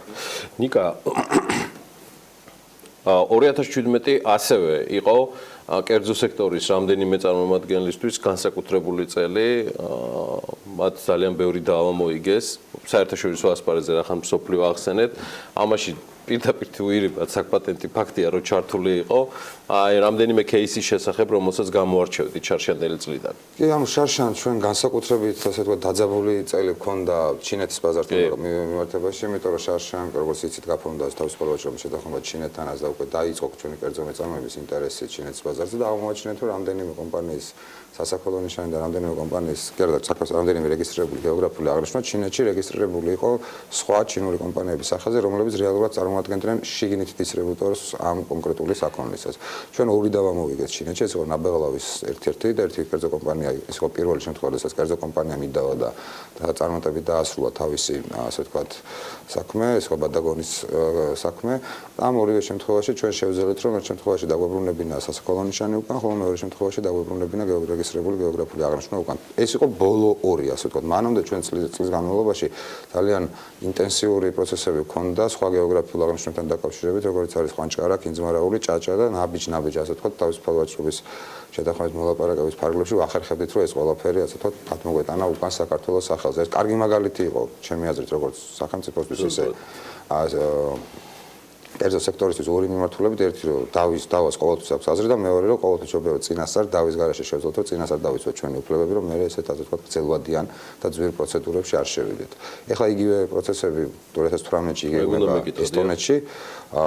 ესტონეთში, ხო, ძალიან უცნაურია რომ ევროკავშირის ქვეყანაში, მაგრამ ფაქტია, ძალიან მოკლედ მოყვები რა ხდებოდა ასე ვთქვათ ესტონეთის ბაზარზე, ესტონეთის ბაზარზე საქართველოს საელჩო და სხვადასხვა ასე ვთქვათ დაინტერესებულ პირებმა აღმოაჩინეს, რომ ერთ-ერთი კომპანია ბაზარზე ყიდდა ღვინოს, ხვანჭკარას და კინძმარაულის მიმსგავსებულს იმიტირებულს, სადაც ეწერა ვთქვათ ხვანჭკარი და კინძმალი და ასევე ეს ეწერა ქართული შრიფტით და ეს იყო ქართული ღვინის დახზე. ჩვენ ძალიან ინტენსიურად ვითანამშრომლობთ ამ კუთხით ევროკავშირთანაც და ესტონეთის ხელისუფლებასთანაც და რასაც მივახციეთ ასე ვთქვათ ამ თანამშრომლობის პარალელში არის ის, რომ ქართული წარწერები ამ პროდუქციას მოშორდა, თუმცა ეტიკეტი და ლათინური წარწერები ისევ რჩება იმ მიზეზით, რომ 2006 წელს ეს ნიშნები დაურეგისტრირებიათ ამ კომპანიას თავის სახელზე ესტონეთში.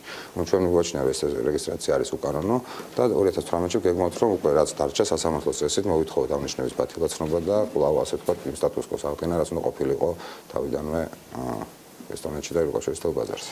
დავების მიღმა ინსტიტუციური მოწყობის ან რაიმე კონკრეტული გზავნილი 2018 წლისთვის, ხომ არა გაქვთ კერძო სექტორისთვის და მომხმარებლებისთვის, რომელსაც გამოარჩევდით მიღმა გამოწვევებისა, რაზეც ნიკა უკვე ისაუბრეთ, რაც თქვენს გეგმაშია 2018 წელს. 2018 წელს ორი ასე ვთქვათ ძალიან მნიშვნელოვანი მიმართულება ორი მნიშვნელოვანი ღონისძიების შესახებ მინდა რომ თქვა. ერთი რომ ყოველწლიურად ზაფხულში უკვე ყოველწლიურად იდგა ასე ვთქვათ ტრადიცია საერთაშორისო კონფერენცია საქართველოს კონტრაფაქციის წინააღმდეგ, სადაც 3 წლის მონაწილეობს თუ გავდავხედავთ მე-4-ჯერ ტარდება ახლა 100-ზე მეტი მონაწილეობს ამ კონფერენციაში, როგორც კერძო სექტორის წარმომადგენლები, ისე სამთავრობო სექტორის წარმომადგენლები და ეს არის პლატფორმა კერძო და საჯარო დიალოგის ძალიან კარგი, როგორც უკვე ვნახეთ, იმიტომ რომ აქ განიხილება ყველა ის პრაქტიკული და პრობლემური საკითხი, რაც ინტელექტუალურ საკუთრების სფეროში არსებობს და მას ესწრებიან არა მარტო ქართველები და არა მარტო ქართული კომპანიები, არამედ საერთაშორისო კომპანიები, უცხოური საპატენტო უწყების წარმომადგენლები, საერთაშორისო ექსპერტები და ასე შემდეგ. და კიდევ უფრო მოუწოდებთ კერძო სექტორს, რომ მოვიდნენ და თავისი პრობლემები აქ დააყენონ ამ კონფერენციაზე, იმიტომ რომ აქ არის ყველა როგორც საერთაშორისო წრეებიდან, ისე სამთავრობო წრიდან, ვისაც ეხება ეს საკითხი და ერთობლივ ფარგლებში, მრავალი მაგიდის ფარგლებში შეგვიძლია ეს ყველაფერი განვიხილოთ. მეორე ეს არის ჩვენი სასწავლო ცენტრი, რომელიც დასრულდება მარტში, თავიდან ბოლომდე ინტელექტუალური საკუთრების სოფლიო ორგანიზაციის პროექტი, რაც გულისხმობს იმას, რომ ჩვენთან უკვე მომზადდება და დასრულდება კვალიფიციური ტრენინგებით, რომელთაც ექნება ინტელექტუალური საკუთრების სოფლიო ორგანიზაციის სერტიფიცირება როგორც ტრენერების და ეს ტრენინგ ცენტრი აპირებს 2018 წელს მთლიანად ფოკუსირება გააკეთოს კერძო სექტორზე და მეწარმეებზე, უამრავ სხვადასხვა პრაქტიკულ, ასე ვთქვათ, კურს და პრაქტიკულ სემინარს შესთავაზებს მათ და ჩვენ მოხარული ვიქნებით თუ ისინი მიიღებენ მონაწილეობას ამ ცენტრის წარმატებად, რომელიც იმაშიც, რომ თებერვალში მაგალითად ამ ცენტრის ექსპერტები მიდიოდა და აზერბაიჯანში ჩვენ ინტელექტუალური საკუთრების სოფლიო ორგანიზაციის სახელით უკუ მართავთ ალბათ. იქ უტარებთ ტრენინგს, როგორ აწვან კურსები ამ ცენტრში. ეს ცენტრი არის ძალიან კვალიფიციური ცენტრი, უკვე დააბრუნდა გამოცდილება. ეს იქნება თბილისში, ვაკის ოფისში ჩვენთან, მაგრამ შეიძლება გქონდეს თქვა გასვლით ან სხვა რაოდენობა დიდი იქნება ხალხის სხვაგანაც ღონისძიებები და ამ ცენტრმა უკვე დაამტკიცა რომ აქვს გამოცდილება, იმიტომ რომ შარშან ჩატარდა ინტელექტუალური საკუთრების ამ ორგანიზაციასთან ერთად გეოგრაფიულ აღნიშნულებში საერთაშორისო კურსი, უცხოური საჭირო მოხელეები გადავამზადეთ და 2 წელია ევროპელ ფაკულტეტის სტუდენტთა ასოციაციის ელსას საზაფხულო სკოლა ტარდება საქართველოში, ჩვენ უტარებთ მათ ინტელექტუალურ საკუთრების სფეროში და 16 ევროკავშირის ქვეყნის 36-40 მოსწავლე ყოველ წელს ჩამოდის და ჩვენთან იღებს სწავლას ინტელექტუალურ საკუთრების დარგში. წარმატებები. დიდი მადლობა. ნიკა გოგილიძე, საკვატენტის ხელმძღვანელი, წარმატებები საქართველოს საკმაოდ რთულ გამოწვევებშიც, რომელიც 2018 წელს ელის, მათ შორის საკმაოდ საინტერესო ამბავი მოყვა საკვატენტის ხელმძღვანელმა ესტონეთთან მიმართებაში. ყველა ამ ინფორმაციას და ასე ვთქვათ, ჰაილაითებს, რაზეც ნიკოლოზ გოგილიძე საუბრობდა, თქვენ სულ რამდენიმე წუთში ჩვენს ვებგვერდზე bm.gz-ზე ნახავთ. გავიდეთ მოკლე რეკლამაზე და სულ რამდენიმე წუთში გიბრუნდებით. ამინდის პროგნოზის სპონსორია SEU დეველოპმენტი.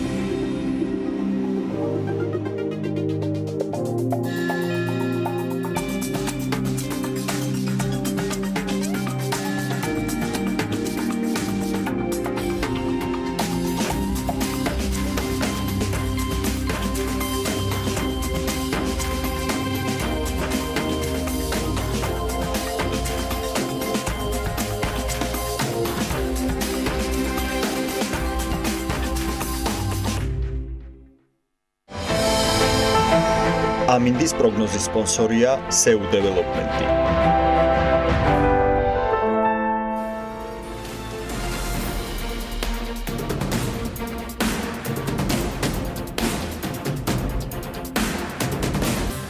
რეკლამის შემდეგ ელენე ჩომახიძის და მისი რუბრიკის დროა კომპანია BLC-სთან ერთად ხოთშორის ელენეს დღეს ჩემთვის და მე მგონი საზოგადოებისთვისაც დარწმუნებული ვარ გამორჩეული სტუმარი ყავს.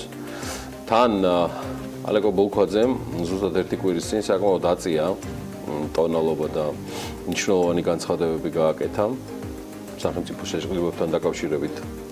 საკუთრებით დასამახსოვრებელი იყო მისი გზავნილები. მოდი მეც აღარ გავაგრძელებ, იმიტომ რომ ძალიან გაუტევატყობ. ამიტომ დაველოდოთ ელენე ჩომახიძეს და მის რუბრიკას.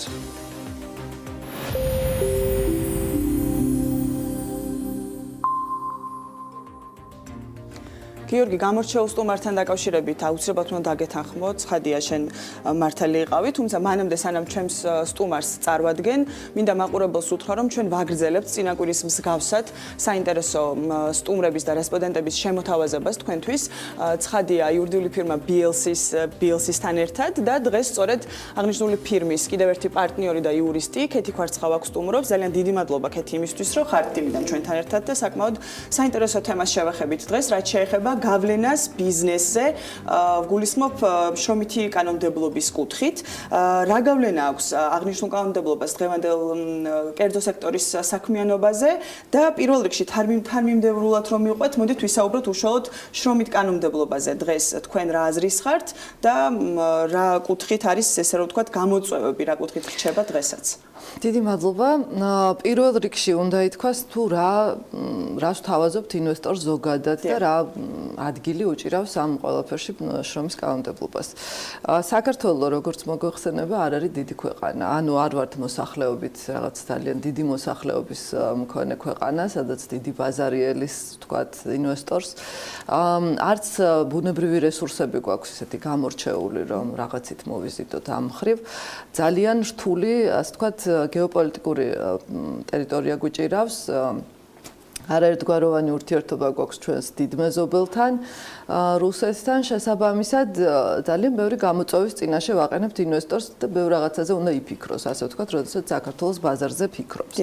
შესაბამისად ჩვენ უნდა შევუქმნათ მას ისეთი პირობები და ისეთი, ვთქვათ, გარემო, რომელიც მისთვის იქნება ინტერესის აღმწვრელი, ასე ვთქვათ, ამ რეგიონში და კერძოდ საქართველოში ინვესტიციის ჩასადებად, იმიტომ რომ ქვეყნები ძალიან ბევრია, საშუალებები უამრავი, აღმოსავლეთ ევროპაშიც მათ შორის თანხის ჩადების, ანუ თუ ინვესტორს სურს რაღაც ინვესტიციის დაბანდება მსოფლიოს სხვადასხვა ქვეყანაში, საქართველოზე პირველი არჩევანი ნამდვილად არ მოვა. აღძრავთ ამ ინტერესს, ეს რა მდგომარეობა გვაქვს? დიახ, ამ მხრივ საკმაოდ რთულია მდგომარეობა. ეს არ არის რომელიმე, ვთქვათ, ხელისუფალზე საუბარი ან რაღაცაზე ზოგადად რთულია საქართველოში, ასე ვთქვათ, ისეთი ბიზნეს გარემოს ჩამოყალიბება, რომელიც კონკურენტუნარიანს გახდიდა საქართველოს სხვა ქვეყნებთან მიმართებით ბიზნესის, ვთქვათ, ინვესტიციების თვალსაზრისით. თუმცა რაღაცნაირად ხერხდება ეს. ძალიან კარგია, ძალიან გაცილებით მეტი შეგვიძლია ჩემი აზრით და მეტი გვინდა, რა თქმა უნდა. ეხლა შრომის კანონმდებლობას აქვს ერთ-ერთი უმნიშვნელოვანესი როლი, რადგან ერთ-ერთი მნიშვნელოვანი ელემენტი, ასე ვთქვათ, საინვესტიციო გადაწყვეტილების მიღების არის დასაქმების ელემენტი, ანუ არის თუ არა საკმარისად კვალიფიციური კადრები და რა არის შრომის ანაზღაურება და რამდენად, ასე ვთქვათ, თავისუფალია შრომის ხელშეკრულების დადება და მისი შეწყვეტა. ჩვენთან არ არის ეს ცალსახადა ერთგვაროვანი. ამაში საქართველოს კანონმდებლობის, ასე ვთქვათ, როლიც არის და არის ასევე სასამართლო ორგანოების როლიც, რადგან არ არის ერთგვაროვანი პრაქტიკა ჩამოყალიბებული. ანუ მაგალითად სამსახური და გათავისუფლების შემთხვევაში ადამიანის არ არის ერთგვაროვანი პრაქტიკა, ანუ ვერ გამოიცნობ, ასე ვთქვათ, ერთ შემთხვევაში რა გადაწყვეტილებას მიიღებს სასამართლო, მეორე შემთხვევაში რა გადაწყვეტილებას. და საერთოდ პროცესი და იგივე შემთხვევაში თუ არა, ამაზეც მინდა რომ ხაზი გავუსვა. ეს საერთოდ მეორე თემა, შრომის დავების შედარებით უფრო სწრაფად იხილება, მაგრამ ეს კიდე სხვა თემაა. შრომის დავებში შეიძლება ეს იმდენად აქტუალური არ იყოს, როგორც სხვა დავებში, მაგრამ ამ შემთხვევაში მნიშვნელოვანია თანმიმდევრულობა. ანუ სასამართლოს არ აქვს თანმიმდევრული პრაქტიკა ამასთან დაკავშირებით. ვერ იტყვი თქვათ რომ ერთი და იგივე შემთხვევაში შეიძლება სხვადასხვა გადაწყვეტილება მიიღოს სხვადასხვა მოსამართლემ. მე სანამ პრაქტიკაზე უშუალოდ გადავიდოდეთ, სასაუბროთ აუცილებლად მინდა რომ დაუბრუნდეთ კანონმდებლობას, იმ კანონებს, რაც დღეისათვის გაწერილია და ცხადია მინდა ვისაუბროთ ბიზნესის ინტერესებზეც აღნიშნული კანონიდან გამომდინარე. ცხადია ადამიანის უფლებები, რომ უზენაესი უფლებებია და ამის დასაცავად ყველა უნდა შრომობდეთ და ვიბრძოდეთ ყოველდღიურად, გასაგებია, მაგრამ მე მაინტერესებს თქვენი მოსაზრება აღნიშნული უფლებების დაცვა და ის რეგულაციები, რაც არსებობს რამდენად თანხმედრაშია ზოგადად ბიზნესის ინტერესებთანაც, იმიტომ რომ ეს უკანასკნელით ცხადია არ უნდა დავივიწყოთ, იმიტომ რომ ბევრი რამ არის დამოკიდებული ამ ბიზნესის ინტერესების დაცვაზე. Ну, რამდენიმე ელემენტი, რომელიც საჭიროა გამოიყოს, როცა შრომის კოდექსზე ვსაუბრობთ, არის პირველ რიგში სამსახურიდან დათხოვნის, ვთქვათ, პირობები, რამდენად წინასწარ განსაზღვრულია ეს პირობები, რამდენად სწორად არის განსაზღვრული ეს კანონში. კანონი საკმაოდ ზოგადია ამ თვალსაზრისით და ითხოვს ანუ იყოს დასაბუთებული გათავისუფლება სამსახურიდან ადამიანს. ანუ დამსაქმებელს არ შეუძლია უბრალოდ აიღოს და რაღაცა უმიზეზოდ გაათავისუფლოს ადამიანი. თუმცა, როდესაც ლაპარაკია უკვე დასაბუთებულობაზე, ანუ ეს ტესტი უნდა ჩაატაროს სასამართლომ. ამიტომ ვერავერიდებით ვერც. მივდივართ ისევ სასამართლომდე. ვერ ავწდებით სასამართლოზე საუბარს, რადგან კანონმდებელმა არჩია ზოგადი ფრაზეოლოგიით შემოფარგლა კანონში. რაც ერთის მხრივ არ არის ცუდი და მეორის მხრივ არ არის კარგი. ანუ ერთის მხრივ არ არის ცუდი, რადგან სასამართლოს დისკრეცია ენიჭება და ამ შემთხვევაში თუ დამსაქმებელი შეძლებს დასაბუთებას, ან რომელიმე მხარე, ამ შემთხვევაში დასაქმებული ან დამსაქმებელი შეძლებს დასაბუთებას, ასეთ შემთხვევაში იქნება გადაწყვეტილება მიღებული შესაბამისი, მაგრამ მეორის მხრივ სასამართლოს თავისი როლის აღქმა ამაში ცოტა გაუჭირდა ჩემი აზრით და ალბათ საჭიროა რაღაც ერთიანი გაიდლაინის შემუშავება, ერთიანი მიდგომის შემუშავება, რომ ყველა ვიცოდეთ რაზეა ლაპარაკი. არის ასე ვთქვათ, სასამართლოს აქვს შემუშავებული მიდგომა, ვთქვათ, სახელმწიფო სამსახურებიდან, ანუ სახელმწიფო თანამდებობებიდან, სამსახურებიდან ადამიანების დათხოვნის შემთხვევაში რა მიდგომა აქვს. ჩვენც ამას ვკითხულობთ, რა თქმა უნდა, კერძო სექტორის წარმომადგენლები და ცოტა არ იყოს და შევშფოთებულ მდგომარეობაში ვრჩებით, რადგან ძალიან რთულია საერთოდ ადამიანის დათხოვნა სამსახურიდან. შეიძლება ისე გამოვიდეს, რომ წლების ხელფასი გქონდეს გადასახდელი იმის გამო, რომ ერთ შემთხვევა გვახსოვს, როგორც სახელმწიფო უწყებების მხრიდან ისე არის პარადოქსული სიტუაციები, როცა რამდენიმე კომისია სახეზე სახელმწიფო ორგანოებში არის უკვე დანიშნული ახალი თანამდებობის პირები, ახალი პირები, თანამშრომლები და იმავე თანამდებობაზე აღადგენენ ძველს, იმას ვეღარ უშობენ და ორმაგი ხელფასების გადახდა მიდის. შემთხვევა ახსენდება უბრალოდ იუსტიციის სამინისტროსთან მოგებული დავა ორი ყოფილი თანამშრომლის, ამ შემთხვევაში ჩვენ ვიცით რა პროცესები მიმდინარეობს, ძალიან ბუნდოვანია მათი ბედი მიუხედავად იმისა, რომ რეალურად მათ მოიგეს, სამინისტროს მოუგეს, პროცესი და გაიმარჯვეს. მარტო სამინისტროზე არ არის საუბარი, საუბარია კერძო კომპანიაზე, სადაც შეიძლება მოხდეს ისე, რომ კომპანიაში დასაქმებული იმ თანამშრომლის დასაქმების, თქვათ, აუცილებლობა აღარ არსებობდეს, არც ეკონომიკური აუცილებლობა, არც თქვათ უკეთესი კადრები არსებობდეს ბაზარზე და ასე შემდეგ. განსაკუთრებით ეს თქვათ აქტუალურია პენსიონერების თემა. ძალიან არაპოპულარულია, მაგრამ ძალიან აქტუალურია, რადგან გასაგებია, რომ ქვეყანაში ძალიან რთული პირობებია შექმნილი პენსიონერებისთვის, არ არის საკმარისი პენსია და ასე შემდეგ. მაგრამ ის რომ ვერ ათავისუფლებ ადამიანს თუ წლოვანების გამო თუნდაც ის რაღაც 100 წლის იყოს და ამ დროს ვერ საქმდება ახალგაზრდა ადამიანები ბაზარზე, რომლებიც ძალიან ბევრია, უნივერსიტეტებს ამთავრებენ უკეთესი, თქვათ, განათლებაც აქვთ, აქტუალური უბრალოდ შეიძლება იმ პენსიონერებსაც ძალიან კარგი განათლებაც აქვთ, ძალიან კარგი გამოცდილებაც, მაგრამ ახალგაზრდებსაც სჭირდებათ ასე რაღაცა ჯაჭვური პროცესია, პრინციპში სერიოზული პრობლემებამდეც მივყავართ ამას. ერთი მხრივ რომ იმ ადამიანებმაც რაღაც რა უნდა ქნან, იმიტომ რომ პენსიის რაოდენობა ასე შემდეგ, მაგრამ რაღაცა ერთიანი გეგმა უნდა იყოს შემუშავებული. ეს აუცილებლად უნდა იყოს შემუშავებული ამაზე გეგმა, იმიტომ რომ სხვანაირად ქვეყანა წინ ვერ წავა. ელემენტარულად ქვეყანაში საჭიროა ახალი კადრების შემოდინება, ბიზნესისთვის არის საჭირო ის, რომ ახალი კადრები შემოიყვანოს და კომპანიაში არ ჩარჩეს, ასე ვთქვათ, არსებული ძველი კადრები ახალი სიცოცხლე ზოგადად კი ბატონო, განახლება ყველაფერს ძალიან სჭირდება. თუმცა ჩვენ როდესაც საუბრობდით სასამართლოზე და თქვენ ახსენეთ, რომ ასე თუ ისე პროცესები, როდესაც შრომითი დავები წარმოიქმნება, მიდის სასამართლომდე, შეგვიძლია მოვიშველიოთ ქალბატონი ელზა ჯგერენაიას განცხადებას, რომელიც მან გასულ კვირას ჩვენს ეთერშიც დაადასტურა, ის რომ მიმდინარე წლიდან სავალდებულო იქნება შრომის ინსპექციის ფარგლებში შრომითი ურთიერთობების ინსპექტირება და გარკვეულწილად რეგულირება. ანუ თუნდაც ის ხელშეკრულებები, რომლებიც დაიდება მხარეებს შორის, დასაქმებულსა და დამსაქმებელს შორის, გადაიხედება და შემოწმდება სახელმწიფოს მხრიდან. ამას ძალიან ისეთი რეაქცია მოყვა, უარყოფითი რეაქცია მოყვა ბიზნეს ასოციაციების მხრიდან, კერძო კომპანიების მხრიდან, თუმცა იყვნენ ცხადია მომხრეებიც.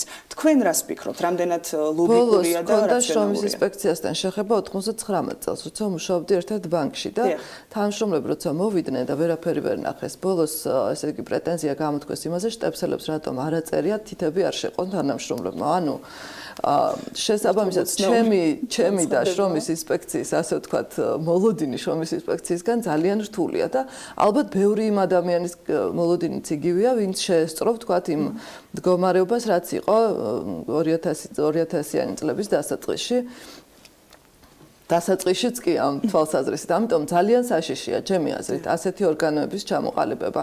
მით უმეტეს მე აუცილებლობას ამისას ვერ ვხედავ. არსებობს სასამართლო, სადაც შეიძლება არსებობენ პროფკავშირები, რომლებმაც შეიძლება ამაზე ხმა ემაღლონ, არსებობს სასამართლო სახელმწიფო სტრუქტურის ახლიდან ასე ვთქვათ ჩარევას ბიზნესის საქმიანობაში, დასაბუთებულობას ამის ნამდვილად ვერ ვხედავ. ანუ თქვენ გულისხმობთ უშუალოდ უსაფრთხოების კუთხით თუ ზოგადად არა მარტო უსაფრთხოების კუთხით, უსაფრთხოების კუთხით ძალიან ბევრი გამოწვევა გვაქვს. ეხლა საკვების უსაფრთხოებაზე არ გვაქვს წესიერი რეგულაციები შემოღებული. რას შრომის უსაფრთხოებაზე ვსაუბრობთ? ანუ ამ შემთხვევაში თუ სანქცირება სწორი იქნება და სასამართლოსთვის მიმართვა პროფკავშირების მხრიდან ან დაინტერესებული ორგანიზაციების მხრიდან იქნება სწორი, იმ ასე ვთქვათ დამსაქმებლების მიმართ სანქციების გატარებაც თავისუფლად შესაძლებელია დღესაც დღევანდელი კანონმდებლობის, ვინც არ ღვევს ასე ვთქვათ შრომის უსაფრთხოების პირობებს და ასე შემდეგ. და შრომის უსაფრთხოების პირობებზე ცალკე ნორმებია შემოსატანი. ანუ შრომის ინსპექცია რო შემოვა, ის ხო ცალკე ვერ ფუნქციონირებს. დისკრეციას მათ ჩვენ ვერ მივცემთ. ხო, სასამართლო სხვა არის, მათ მიმართ სხვა სტანდარტი არსებობს, მაგრამ შრომის ინსპექცია სხვა არის. შრომის ინსპექციას დისკრეციას თუ მისცემს სახელმწიფო, ეს იქნება ძალიან დიდი შეცდომა. ხო, ჯერჯერობით ამაზე საუბარი არ არის, მაინც ყველა პროცესი მიდის ისევ სასამართლომდე, მაგრამ სწორედ შესაბამისად, რად გვინდა ახლა ახალი ორგანო შექმნა, ხო? მით უმეტეს როცა ბოლო წერტილი იქ არის. ანუ ეს არის ორგანო, რომელსაც ან უნდა მაშინ შევქმნათ ძალიან დაწვრილებითი კანონმდებლობა, რომ ის არ გასცეს რაღაც ფარგლებს და მოაქციოს ჩარჩოებში თავისი საქმიანობა, ან უნდა მივცეთ მაშინ ისეთი დისკრეცია, რომლის მიცემაზეც მე მაგალითად ძალიან წინააღმდეგი ვიქნებოდი. საუბარი იყო დასაქმებულის პასუხისმგებლობაზეც, საკუთარ უფლებებზე. აი ამ ნაწილშიც მე ვხედავ ამ პრობლემას, რომ ხშირად საერთოდ ძალიან, ესე რა ვთქვათ, უხეშად ზერელეთ ხდება, გადახედვა თუნდაც კონტრაქტის რაღაც პირობები შეიძლება ვთქვათ იყოს, რაც არ მოგწონდეს, არ გინდოდეს. ხო, ანუ ამ შემთხვევაში ზრდასრული ადამიანები, ქმედუნარიანი პირები, ორი ადამიანი ერთმანეთს შორის აფორმებს კონტრაქტს. ნუ ამ შემთხვევაშიც ესეც იკვეთება ნამდვილად, რომ ხშირად შემდეგ პასუხისმგებლობის გადაბარება ხდება ვიღაც სხვაზე, რომ აი მე რაღაცა არ მაწყობ და რაღაც არ მინდოდა და ნუ ამისთვისაც არსებობს სასამართლო. ეს მეორე თემაა, იმიტომ რომ დასაქმებული ამ შემთხვევაში უნდა გაეცნოს რა თქმა უნდა პირობებს, ეს ზრდასრული. მაგრამ სტანდარტი საერთოდ არის ისეთი, მთელ მსოფლიოში ეს არის საქართველოს სტანდარტი, მარტო რომ დამსაქმებელზე უფრო მეტი პასუხისმგებლობა ისედაც. ანუ დამსაქმებელმა ყველა ვარიანტში, რადგან მას უფრო სხვა პოზიცია უჭირავს, ხო ამ შემთხვევაში, მას უფრო მეტი გავლენა აქვს დასაქმებულზე დასაწყისში მით უმეტეს, ვიდრე ვთქვათ დასაქმებულს მასზე, ხო? ანუ მეორე თემაა, რომ დასაქმებულს თავისუფლად შეუძლია შრომის პირობების განსაზღვრის. ჩვენთან ესეთი აღქმაა, რომ გინდა თუ არა უნდა დაემორჩილო იმას, რასაც თავაზობენ. არ არის ეს აუცილებელი. ყველა უნდა ვიცოდეთ ჩვენი შრომითი უფლებები, ეს ნებისმიერი მე მგონი ვალდებულებაც არის, რომ ყველამ ვიცოდეთ რა რისი უფლება გვაქვს, რისი არ გვაქვს და რაზე შეგვიძლია, რომ ესე რა ვთქვათ, მოვთხოვოთ პასუხი დამსაქმებელს. ძალიან კომპლექსური საკითხია და ცხადია, და უნდა დაველოდოთ მოვლენათა განვითარებას ქვეყანაში მოახლოეს თვეებში წლებში თუ წლების განმავლობაში როგორ შეიცვლება ასე რომ ვთქვათ მაინც ახალი ინსტიტუტია თუნდაც შეიძლება ეს ინსპექცია ზოგადად შრომითი უფლებების დაცვა და ასე შემდეგ ძალიან დიდი მადლობა იმისთვის რომ მობრძანდით და ვისაუბრეთ ამაზე საინტერესო ნარატივის შემოგთავაზეთ ყოველთვის ძალიან სასიამოვნოა როდესაც თქვენ ხართ ჩვენთან ერთად სტუდიაში იმიტომ რომ საინტერესო ვიცი რომ საინტერესო საუბარი გველის ასე რომ დიდი მადლობა კიდევ ერთხელ მე მაყურებელს შევახსენებ რომ იურიდიული ფირმა BLC-ის პარტნიორი და იურისტი ქეთი კვერცხავაქვს სტუმრობდა ჩვენ ცხადია მიუყვებით ამ თემებს რომლებიც ჩვენს რუბრიკაში იწყება და მომავალ კვირასაც საინტერესო რესპონდენტ შემოგთავაზებთ და საინტერესო თემით დაგიბრუნდებით მადლობა ელენა ჩომახიძეს თავისი ძალიან საინტერესო რუბრიკისთვის და BLC-ის ამ რუბრიკაში კოლაბორაციისთვის. ახლა კი სავალუტო მიმოხილვის დროა. გასული კვირა რომ მიმოვიხილოთ. გასული კვირის ბოლო სავაჭრო დღეს დოლარი დაეცა ძირითადი სავალუტო კალათის მიმართ. ეს ვარდნა ერთი კვირის უდიდესი ვარდნა იყო ივნისის თვის შემდეგ. ერთი კვირის განმავლობაში დოლარის ინდექსი რაც 6 ძირითადი ვალუტის მიმართ შეწონილ ფასს აღრიცხავს 1.74%-ით დაეცა. ახლა დოლარი 3 წლის ყველაზე დაბალ მაჩვენებელზეა და ამერიკული ვალუტის კიდევ უფრო გაიაფება გამოიწვია ხაზინის დივნის კეთილგანწყობილმა კომენტარმა იაფი ვალუტის მიმართ. 4 შაბათს სტივენ ნუჩინმა დავოსში გამოსვლისას განაცხადა რომ სუსტი დოლარი კარგია ვაჭრობისთვის. პირდაპირ ციტატა. დოლარი ოდნავ მომჯობინდა მომდევნო დღეს 5 შაბათს, როცა დონალდ ტრამპმა განაცხადა, რომ ამერიკული ვალუტა გაძლიერდება, რაც ნუჩინის სიტყვებს პირდაპირ ეწინააღმდეგება. ამას ტრამპმა საკუთარი განმარტებაც დაურთო, ხაზინის მდივნის სიტყვები ინვესტორებმა კონტექსტიდან ამოგლიჯესო, რაც რბილად რომ ვთქვათ, არალოგიკურად ჟღერს, თუმცა ნუჩინის სიტყვებს ამერიკის მთავრობისგან გაправება ბჭყალებში ნამდვილად სჭირდება. მისი კომენტარი აღიქმება როგორც ამერიკის ტრადიციული სავალუტო პოლიტიკის ცვლილება. სუსტმა დოლარმა შეიძლება მართლაც წაახალისოს ექსპორტი, თუმცა აგრეთვე ესაა რისკი, რომელიც მთელი რიგი ამერიკული აქტივების მიმართ დობას შეარყევს ამერიკის სახაზინო ბაზრის ჩათვლით. ნებისმიერ შემთხვევაში ტრამპის სიტყვები საკმარისი არ აღმოჩნდა დოლარისთვის ზრდის ტრენდის დასაბრუნებლად. ნაწილობრივ ეს იმის ბრალიცაა, რომ პარასკევს, როგორც მანამდე დაგიანონსეთ, ამერიკის მეოთხე კვარტლის ეკონომიკური ზრდის ანგარიში გამოვიდა. ანგარიში აჩვენებს, რომ მეოთხე კვარტლის მონაცემებსაც თუ გავითვალისწინებთ, 2017 წელს ამერიკის ეკონომიკა 2.6%-ით გაიზარდა, რაც ნაკლებია, ვიდრე საპროგნოზო მაჩვენებელი 3%. მანამდე 3 თვით ადრე კი პროგნოზის 3.2% იყო. ზრდის მოსალოდნელზე გაცილებით დაბალმა მაჩვენებელმა დამატებითი წნეხით დაამძიმა დოლარი. რაც შეეხება კონკრეტულ სავალუტო წყვილებს, იაპონური იენის მიმართ დოლარი 4.5 თვის მინიმუმზეა და 1 დოლარი 108.5 იენი ღირს. იენს დოლარის ზოგადი შესუსტების გარდა სხვა ამბებიც წაეხმარა. იაპონიის ეროვნული ბანკის მმართველმა ჰარუჰიტო კუროდამ განაცხადა, რომ ბანკი იაპონიის ეკონომიკური ზრდის საშუალო ტემპებში, მაგრამ მაინც მდგრად გაგრძელებას მოელის. აქვე იაპონელები ინფლაციის მოლოდინებზე გააფრთხილა. ინფლაციის სიგნალი სავალუტო ინვესტორებისთვის პოზიტიური ნიშანია, მოგეხსენებათ, რადგან ფიქრობენ, რომ ეს გამოიწვევს მონეტარული პოლიტიკის გამკაცრებას, ანუ ვალუტის ხელოვნურად გაძვირებას. რაც შეეხება გირვანქა სტერლინგს, მისი ფასიც დაფრინდა დოლარის მიმართ. ამის მიზეზი ეკონომიკური ზრდის მიმართ კარგი მოლოდინები და ბრეგზიტის პროცესის შეუფერხებლობის მიმართ ოპტიმიზმია. ახლა ერთი გირვანქა სტერლინგი დოლარი და 41.5 ცენტი ღირს. ევროც გაძვირდა დოლარის მიმართ პარასკევს. 5 შაბათს მისმა ფასმა 3 წლის უმაღლეს ნიშნულსაც კი მიაღწია დოლარის მიმართ და 1 ევროს ფასმა დოლარსა და 25 ცენტზე მეტი შეადგინა, თუმცა პარასკევს 1 ცენტით გაიაფთა და ამ მომენტისთვის ოდნავ აღემატება დოლარსა და 24 ცენტს. ისიც სათქმელია, რომ ევროპის ცენტრალური ბანკის პრეზიდენტმა მარიო დრაგიმ ამერიკის ხაზინის მდივნის კომენტარები დოლარის გაიაფების მიზანშეწონილობის შესახებ დააკრიტიკა და თქვა, რომ ასეთი საუბარი არღვევს სავალუტო ომებისგან თავის დასაცავად მოგონილ ხანგრძლივ საერთაშორისო შეთანხმებებს. დრაგის თქმით, გაცვლითი კურსის ბოლოდროინდელი მერყეობა გაურკვევლობის წინაპირობაა და მონიტორინგი სჭირდება თუ რა გავლენას იქონებს ფასების სტაბილურობაზე მოკლევადიან პერსპექტივაში. სხვათა შორის ევროპელი რეგულატორის პრეტენზიის მხოლოდ ვიწრო პროფესიულ ახირებად განხილვაც არ ღერს. ევროპას აქვს მიზეზი თუ რატომ უნდა აწყობდეს ახლა შედარებით ძლიერი დოლარი. საქმე იმაშია, რომ უფრო ძლიერი ევრო ართულებს ევროპის ცენტრალური ბანკის ამოცანას მიაღწიოს ევროს ინფლაციის მიზნობრივ ნიშნულს. ამერიკიდან უფრო იაფად იმპორტირებული პროდუქტი თუ სერვისი კი ბაზარზე უფრო იაფ საცალო ფასს ნიშნავს. ეს წინააღმდეგობაში მოდის ევროპის ცენტრალური ბანკის გეგმებთან, რაც შეეხება მიმდინარე კვირაში მოსალოდნელ ამბებს. ინვესტორები გამორჩეულ ყურადღებას დაუთმობენ ფედერალური სარეზერვო ბანკში დაგეგმილ შეხვედრას. ეს ხდომა ბოლო იქნება ჯენეტ იელენის ლიდერობით და ხელმძღვანელობით. შემდეგ კი იგი საკუთარ თანამდებობას ჯერომ პაუელს გადაულოცავს. ამასთანავე პარასკევს შტატების შრომის ბაზრის მონაცემები გამოვა იანვრისთვისთვის, რაც სავარაუდოდ გავლენას მოახდენს ფასზე. ევროპაში 4 შაბათს გამოვა ევროზონის ინფლაციის მონაცემები. მოკლედ ევროდოლარის სავალუტო წყვილისთვის ძალიან საინტერესო კვირა გვერის წინ, რომლის რეზუმირებასაც მომავალ პარასკევს ორ შაბათს უფრო სწორად შემოგთავაზებთ. მას შემდეგ რაც პარასკევს უკვე კრიპტოსავალუტო ბაზარს მიმოვიხილავთ გულდასმით. კაცია, მადლობა შუთას. მეტი რეკლამა კიდე დავეპიროთ. ავთქვათ, ახლა მოკლე ბლოკი გვაქვს რეკლამის და შემდეგ უკვე საკმაოდ საინტერესო სტუმრები ემზადებიან ჩვენთან შესახვედრად. ირაკლი პეტრიაშვილი და გიორგი პაპავა და ქეჩაფიჩაძე წარმოგვიდგენთ ძალიან საინტერესო თემას, რომელიც უმუშევრობას ეხება ჩვენს ქვეყანაში. დაგველოდეთ, არ გადავდეთ.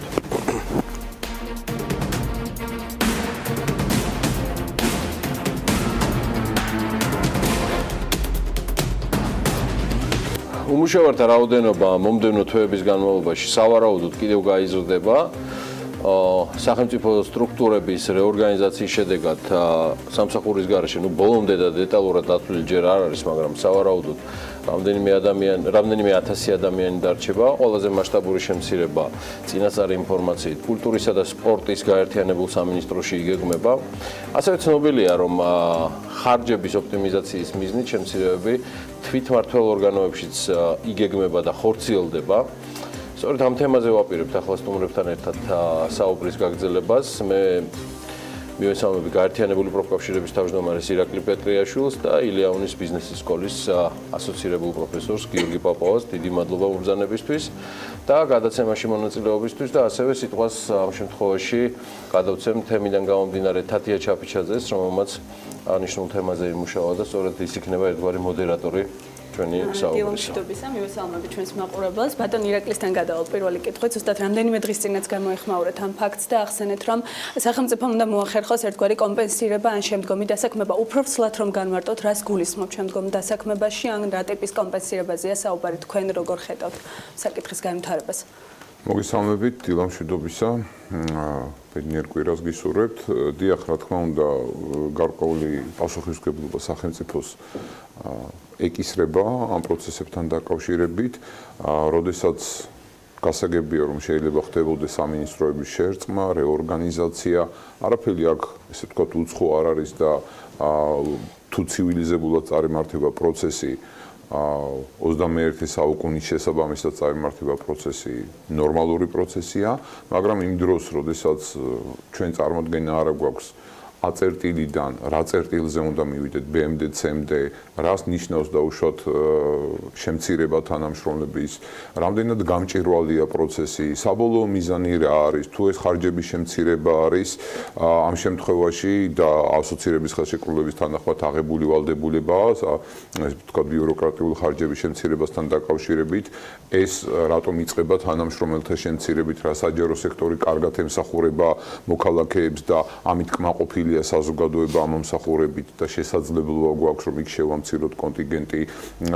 შემდეგი შეკითხვა გახლავთ ის რომ რატომ იზრდება სახელმწიფო ბიუჯეტი 16 მილიონით თუ შემცირებაზეა საუბარი. 16 მილიონით ბიუჯეტი იზრდება და მილიარდ 400 მილიონი ზოგადად ხელფასებზე გაგდის, ანუ კიდევ უფრო ზრდიეთ და ამ დროს იმ უმუშევრობის პირობებში რაც ქვეყანაშია ალტერნატივას ამ ადამიანებს არც გადამზადების სახით, არც კომპენსაციის სახით, ანუ გათენდა დილა და დამთავრდა ამ ადამიანების ცხოვრება, უნდა იზრუნონ როგორ გაუმკლავდნენ ყოველდღიურ თუ ყოველთვიურ, ესე ვთქვათ, გამოწვევებს, სოციალურ გამოწვევებს, რაც მათ წინაშეა და აბსოლუტურად მომზადებელები ხდებიან, წარმოდგენაც კი არა აქვთ, ვინ მცირდება და ვინ არ მცირდება. უბრალოდ ერთჩვენიერ დღეს გაიგებენ, რომ ეს ხალხი არის შესამცირებელი. მე მინდა გამოვხმაურო და საკმაოდ საინტერესო სტუმარი ყავდათ წინდა ბლოგში, აი ეს ეგრეთ წოდებული ველური კაპიტალიზმის პრინციპები, ეს ეგრეთ წოდებული შრომის ბაზარმა უნდა დაარეგულიროს ყველაფერი და სახელმწიფოს არანაირი პასუხისმგებლობა არ ეძება კერძო ინვესტორებთან, კერძო დამსაქმებლებთან დაკავშირებითაც, გარკვეული გზავნილია, გარკვეული მესიჯია სახელმწიფოს მხრიდან,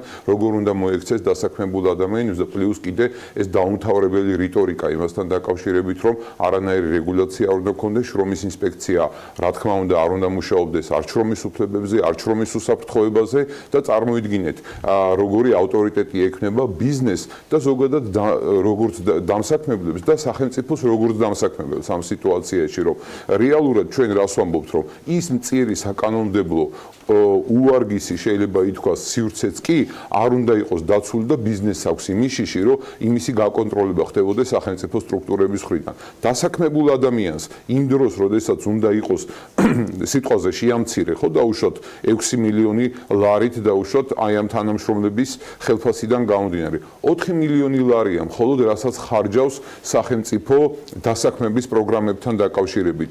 მუნიციპალურ პროექტები იქნება ეს თუ დაუშვათ სხვა ინფრასტრუქტურული პროექტები, ბუნებრივია მე არ ვარ ახლა იმის მომხრე რეალურად რომ სახელმწიფო ქმნიდეს სამუშაო ადგილებს, მაგრამ მის სტიმულირებას, გარკვეულ პასუხისმგებლობას გარდამავალ პერიოდში, როდესაც ამ უმუშევრობის მაღალი პროცენტის დროსაც კიდევ უფრო გეზრდება უმუშევართა რაოდენობა, ხო?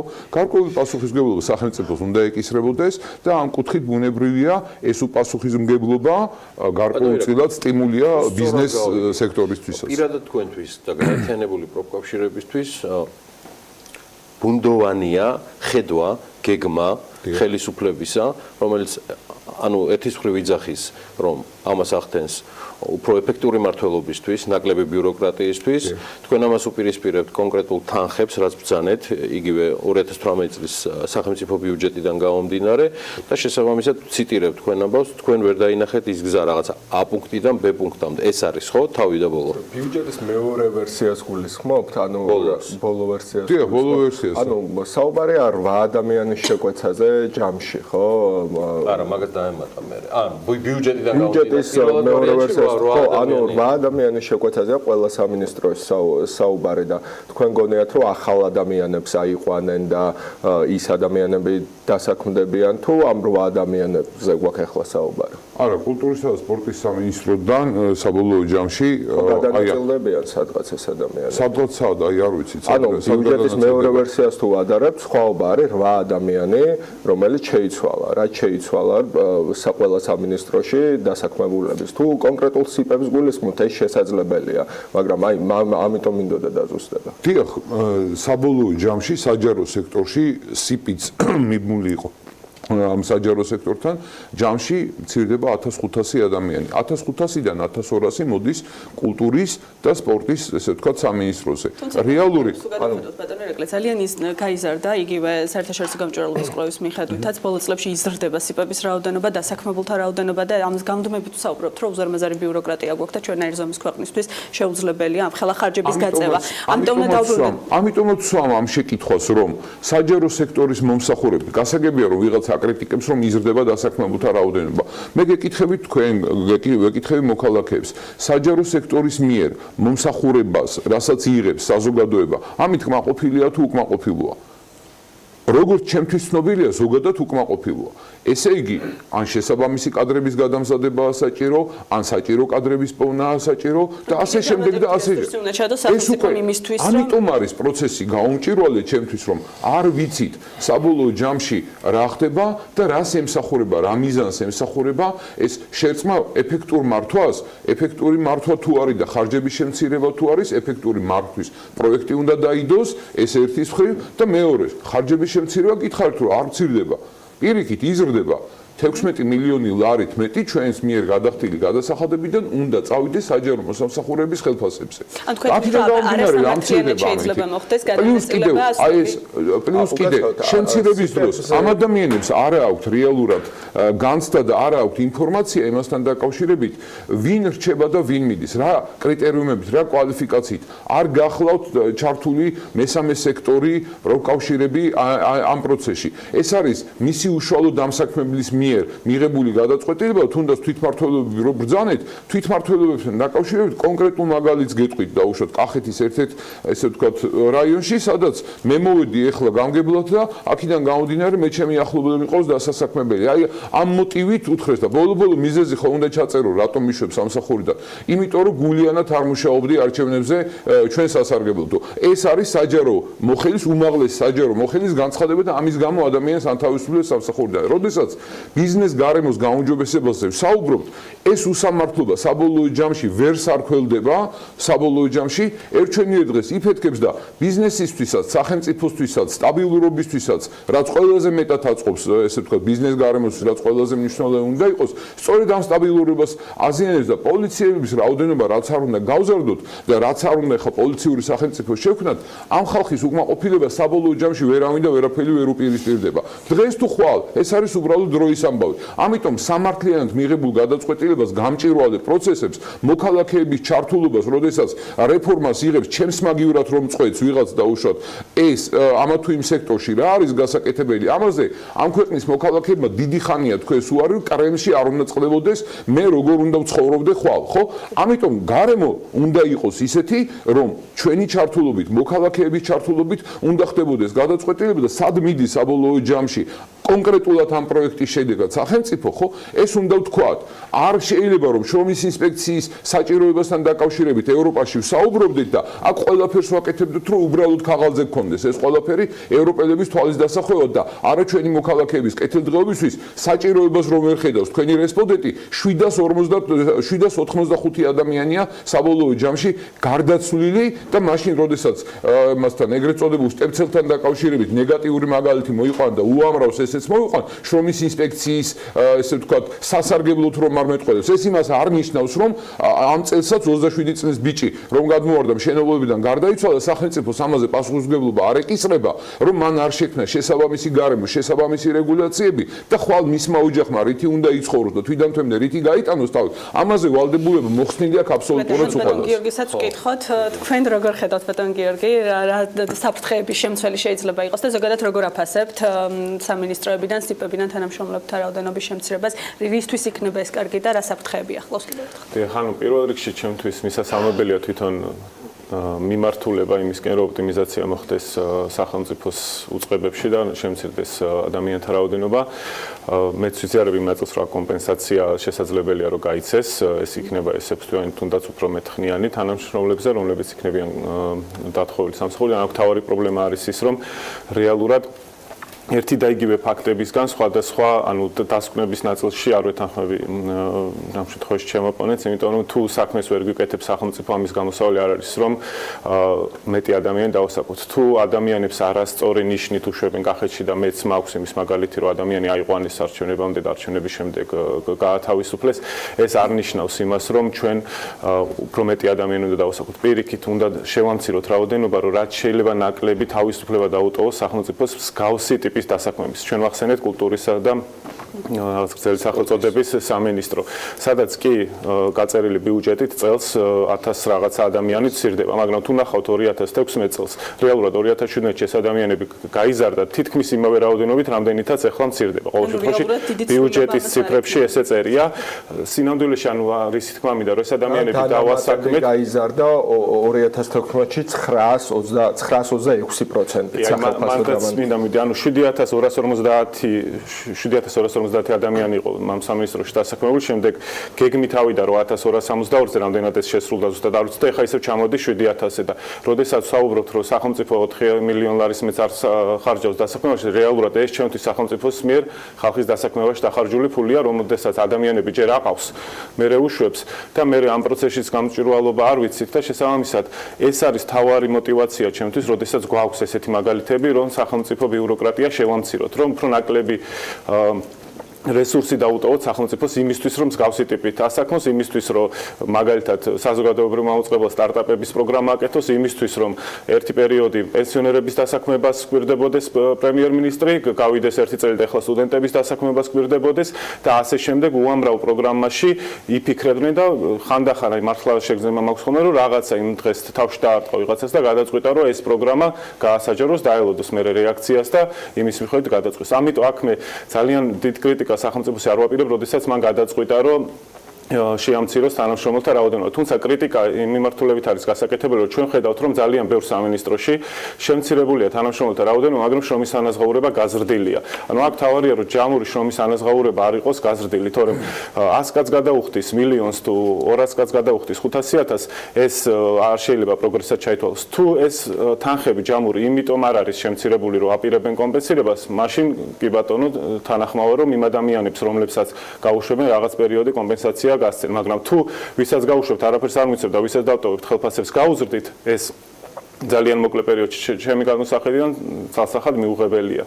და ძალიან ასევე მინდა შევეხო შრომის ინსპექციას და ზოგადად შრომის კანონმდებლობის გამგაცრობას. ჩვენს ქვეყანაში უნდა გავაკეთოთ არჩევანი, რა მიმართულებით მივდივართ. გვინდა იმ საქართველოში დასაქმებულია 750.000 ადამიანი, ტრაგედია რომ აქედან 260.000 ადამიანი სახელმწიფო სექტორში მუშაობს ყოველი მესამე. მაგრამ იმ 760-ის ზევით სამუშაო ძალაში მარტო 1.250.000 ადამიანი ან უმუშევარია, ან თვით დასაქმებულია თუ დასაქმებული, როგორი დასაქმებულია, შეგიძლიათ ჩახვიდეთ და NDI-ის კვლევით მაგალითად ოჯახების 900-500 ლარია ნაკლები აქვს შემოსავალი. ხა იმათ ჩვენ თუ დასაქმებული შეგვილია და რაღაც მათ კეთილდღეობაზე ვისაუბროთ, კი ბატონო ვისაუბროთ, მაგრამ მე ამჯერად და ჩვენ ამ ადამიანებს უნდა მივცეთ საშუალება დასაქმების თუ იმ 500.000 ადამიანს, რომელიც უკვე მუშაობს, იმათ შევქმნათ უკეთეს პირობები. თუ ჩვენ გავამკაცრებთ მოთხოვნებს, რომლითაც ის 500.000 ადამიანი შეიძლება უფრო მეტად დაცული ყავდეს, ჩვენ რეალურად ისედაც მცირე შანსს უკლავთ იმ ადამიანებს, რომლებიც დღეს შრომის ბაზარზე სამსახურს ეძებენ და მე ბევრი ადამიანი მინახია, ვინც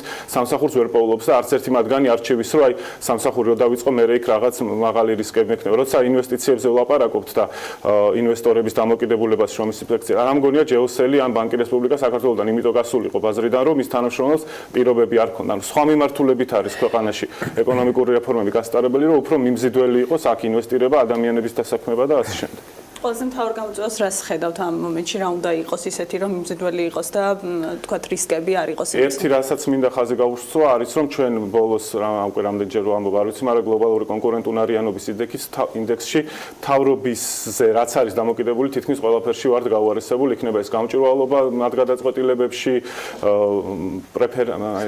ფავორიტიზმი ქვია, სასამართლოს მიმართულები და ასე შემდეგ. ჩვენ თუ არ გვექნება სასამართლო და მუდმივად იმას ვისმენთ, უცხოელი ინვესტორი როგორ ჩივის იმაზე, რომ შეიძლება მის მიმართ მიკერძოებული ნეგატიური კუთხით გადაწყვეტილებები მიიღოს სასამართლოს, მაშინ არაფერი არ ეშველება ამას, რაც არ უნდა ან შრომის კანონმდებლობა გავამკაცროთ, ან მიწის გაყიდვა აუგზავნოთ, ან ასე შემდეგ. თავარი პირველი არის ალბათ მაინც სასამართლო, სადაც ჩვენ ხედავთ, რომ ძალიან ბევრი კითხვის ნიშნებია და ზოგადად სამართლიანობის თუნდაც აი აბსოლუტურად ვეთანხმები ამ აყვანა გაშვებაში სამსახურში. არანაირი ობიექტური კრიტერიუმები ჩვენ არ ვიცით, როგორ აყავთ ან როგორ უშვებენ თანამშრომლებს საჯარო უწყებებიდან. და სტატისტიკიდან გამომდინარე, მინდა გაგიზიაროთ, ესე იგი 1500 არის ადამიანი ბოლო მონაცემით, რომელიც უნდა გათავისუფლდეს და მინდა რომ ბატონმა ირაკლი პეტრიაშვილმა შემისწოროს თუ რაიმე შემეშლება უწყებების მიხედვით. ყოველ შემთხვევაში ჩვენ რა წინასწარი ინფორმაცია გვაქვს.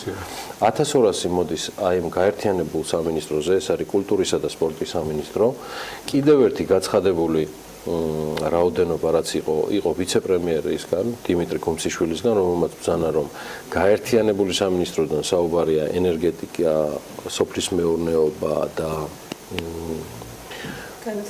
არა, უკაცრავად გარემოს დაცვის ნაწილი, დიახ, 80 კაცამდე იქნება მან შემცირებული, აი მე დანარჩენს უკვე არ ვფლობ. შეიძლება ირაკლისა აქვს. ადგილობრივი ეს შედის 1500-ში? არა, შედის 1500-ში. მეც ვიცი რომ ეს ფედერალურია. 144-ზე, დიახ, ჯამში რამდენია ბატონო? 3144. ეს არის ის დაახლოებით რაოდენობა, რომელსაც თქვენ ელით რო წელს გათავისუფლებთ. საბოლოო ჯამში უნდა იქნეს განთავისუფლებული, მაგრამ აქ გეთანხმებთ აბსოლუტურად 2017 წლის გეგმით ეწერა 116757 ადამიანი, რეალურად რამდენი იყო დასაქმებული ეს არ ვიცით და 2018-ში არის 113613, აი 3000 რაღაც ადამიანი, რომელიც ბატონო ირაკლიმ აღნიშნავს. თუმცა თუ რეალურად შესაძლებელია იგივე ეკონომიკის სამინისტროში 500 კაცის ნაცვლად 400 ადამიანს იგივე საქმე გააკეთოს აბსოლუტურად და არ იყოს აუცილებლობა რომ ამდენ ადამიანს დამატებით თანხა უხადოთ რაში აი რას მინდა იცით მე აქციოთ ყურადღება თქვენ ჩემო ოპონენტმაც ის პოლიტიკური პასუხისმგებლობა დაუშვათ ეფექტურად იმუშავებს თუ არა ეკონომიკის სამინისტრო 400 ადამიანით თუ 399-ით ბუნებრივია არის ის პოლიტიკური პასუხისმგებლობა რაც იმ კონკრეტულ მინისტრს და მთავრობას ეკისრება და ამაშიც თუ უფრო გამჭირვალე იქნებოდა პროცესები და დაგვანახებდნენ რომ აი დღევანდელი სახე დღევანდელი ეფექტურობა არის ეს და რეორგანიზაციის შემდეგ ვიღებთ ამას კი ბატონო თქო მე ამას ვამბობ არანაირი საწინააღმდეგო ამ კუთხით არ შეიძლება იყოს იმიტომ რომ სახელმწიფო სამსახური საჯარო სამსახური ეფექტურად ემსახურებოდეს ადამიანს მე ვსაუბრობ სახელმწიფოს პასუხისმგებლობაზე როდესაც ვსაუბრობთ რომ შრომის კანონმდებლობა შრომის ინსპექცია ამ ადამიანების ესე ვთქვათ დასაქმების პროგრამებში მე არ გულისხმობ იმას რომ სახელმწიფო ასაქმებს განათლებას იძლევა და განათლების მიცემა კონკრეტული გადამზადების პროცესია დღეს რომ ეს ადამიანი მუშაობს ერთ საქმეზე და ხედავთ რომ ხვალ შენ შრომით ბაზარზე რეალურად არ გაქვს სპეციალობა რა სპეციალობითაც ეს ადამიანი არის დასაქმებული გარკვეულწილად ჩარევა ესე ვთქვათ ამბულატორიული თუ ქირურგიული როგორც გინდათ ესე დავარქვათ რომ ეს ადამიანი მოამზადოთ შრომითი ბაზრისთვის და იმ გამოწვევებისთვის რაც დაუშვათ მაგალითისთვის გეტყვით საგზაო სექტორში დაახლოებით 4000 ადამიანი უნდა დასაქმდეს მაგრამ ახალ წლამდეც და ახალი წლის შემდეგაც სპორტის სამინისტროდან სავარაუდოდ განთავისუფლებულ ადამიანს წარმოდგენაც კი არა აქვს და ინფორმაციასაც კი არავინ არ აძლევს რომ მან შეიძლება დამატებით შეიძინოს რაღაც სპეციალობა და დღეს რომ დაკარგავს სპორტის სამინისტროში ადგილს დაუშვათ გადავიდეს იმ სექტორში სადაც რეალურად გამოწვევა აქვს მუშახელთან დაკავშირებით და კიდევ ერთხელ ვამბობ განათლებული მუშახელის გარეშე ამ სოციალური და განსაკუთრებით შრომითი სტანდარტების დემპინგით საქართველოს არ გახლავთ მრავალრიცხოვანი ესე ვთქვათ ქვეყანა და ვერ გაუწევს კონკურენციას დიდ ქვეყნებს, ვერც ინდოეთს, ვერც ჩინეთს, სადაც ერთმუჭა ბრინჯზეა ხალხი მზად რომ დაუშვათ იმუშავოს. უკვე იქაც აღარ არის, მაგრამ ზოგადად ვამბობ, ხო? აქ ამითი ვერ ხდება. ერთადერთი რისი შანსი ჩვენ გვაქვს, ეს არის განათლება, განათლება და კიდევ უფრო მეტი განათლება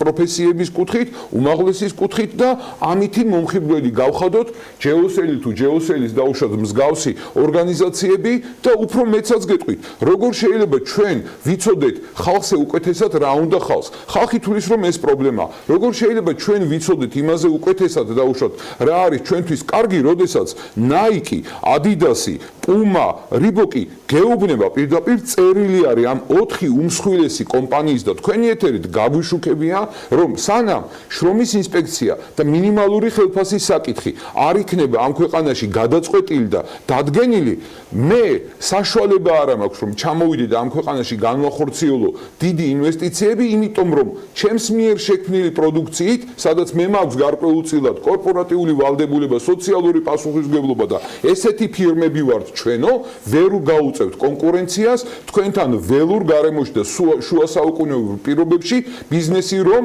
ესე ვთქვათ ფეტიშობსო აი პირდაპირ ამ სიტყვებს ხო ფეტიშობს არ წერია მაგრამ ხო ბაირამობს არა ეს არის ნარჩენები რაც ვეტეოდან ჩვენ გვაქვს თურქული თურქეთს რაც აქვს ესე ვთქვათ სოფლიო სავაჭრო ესე ვთქვათ ორგანიზაციაში კვოტა ეს არის ნარჩენები რაც აქ მხოლოდ და მხოლოდ იმიტომ მოდის რომ თურქულ მუშახელზე უფრო იაფი მუშახელია და უფრო ველური გარემოა ბიზნესისთვის ანუ როგორც გინდა ისე მოიქეცი ადამ ნაკლები სოციალური პასუხისმგებლობა და ამიტომ ეს ნარჩენები არის რომელსაც უშუალოდ კონტრაქტის ამღები თურქები თუ ბერძნები დაუშვათ საქართველოში გადმოკაჩავენ მხოლოდ ეს და არა ის რომ კომპანიას და კორპორაციას აქვს დაუშვათ ისეთი დიდი ამბიციები, როგორც დაუშვათ სხვა ქვეყნებში. დაუჩა გიორგი თქვენი კომენტარი. ხო, ანუ მე ბოლო ნაწილს ცოტა ვერ ხვდები, ანუ მე ვერ ხვდები Nike ან Adidas თუ საქართველოს შეეცებს იაფად აწარმოოს პროდუქცია, იაფად ამითი ის არაკონკურენტული რატო ხდება? ხა დარწმუნებულია რომ Nike საქართველოში ქარხანას თუ გახსნის, არა იმიტომ რომ ქართველებს ჩააცვას. ერთ წუთში აგიხსნათ ქართულ პირობებში, აი დღეს რაც არის, მაგალითად არსებობს.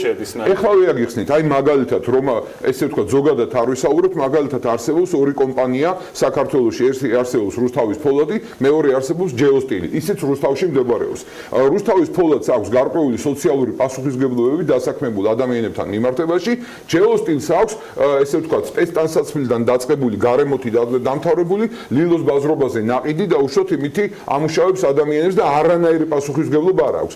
რუსთავის ფოლადის მიერ ნაწარმოები პროდუქცია რეალურად ვერ გაუწევს კონკურენციას ჯეოსტილის პროდუქციას, იმიტომ რომ იქ არაფერი არ არის გარდა პროდუქციის შექმნისა, დამატებით რა ხარჯებსაც უბრალოდ ეხლა მოვიწევს ინფორმაცია და არა Nike-ს და Reebok-ს უთქვათ, ეს უთქვავს FLA-ის, ესე იგი ამერიკის სამართლიანი შრომის ასოციაციას, რომლის წევრებიც არიან სხვადასხვა კომპანიები. არა, კონკრეტული ხელმოწერები არ სხვადასხვა კომპანიები კი არ არიან, ზუსტად ეს კომპანიები არიან და აი ამ გადაცემის ეთერში მე ეს წერილი და ასოციაცია მოუწოდებს და ეს არ ნიშნავს რომ Nike ამას ამბობს ან Adidas-ი ამას ამბობს.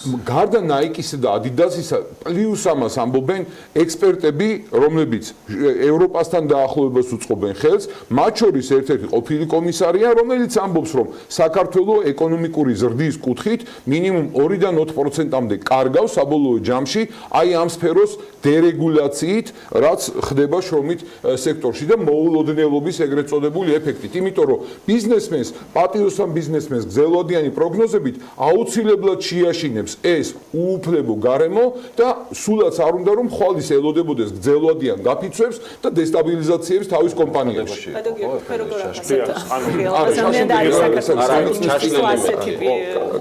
ასოციაცია, რომელიც ვიწრო დარგობრივი ასოციაცია თქვა რომ ხო არის დარგობრივი ასოციაცია არ მგონია შეესწავლოთ ახლა რეალურად მე გეთანხმებით რომ აბსოლუტურად საავადმყოფო მდგომარეობაშია და ადამიანის ჯანმრთელობა პირველ რიგში უზრუნველყოფილი უნდა იყოს, მაგრამ არ მგონია რომ შრომის ინსპექცია ამის ერთადერთი მექანიზმი იყოს და წინა გამოსვლელმაც ეს თქვა რომ სასამართლო შეიძლება გამოდგეს ამის სასამართლოსთან დაკავშირებით სამწლიანი პროცესი უწევს სამსახურ დაკარგულ ადამიანს სასამართლოებით რო იდაოს.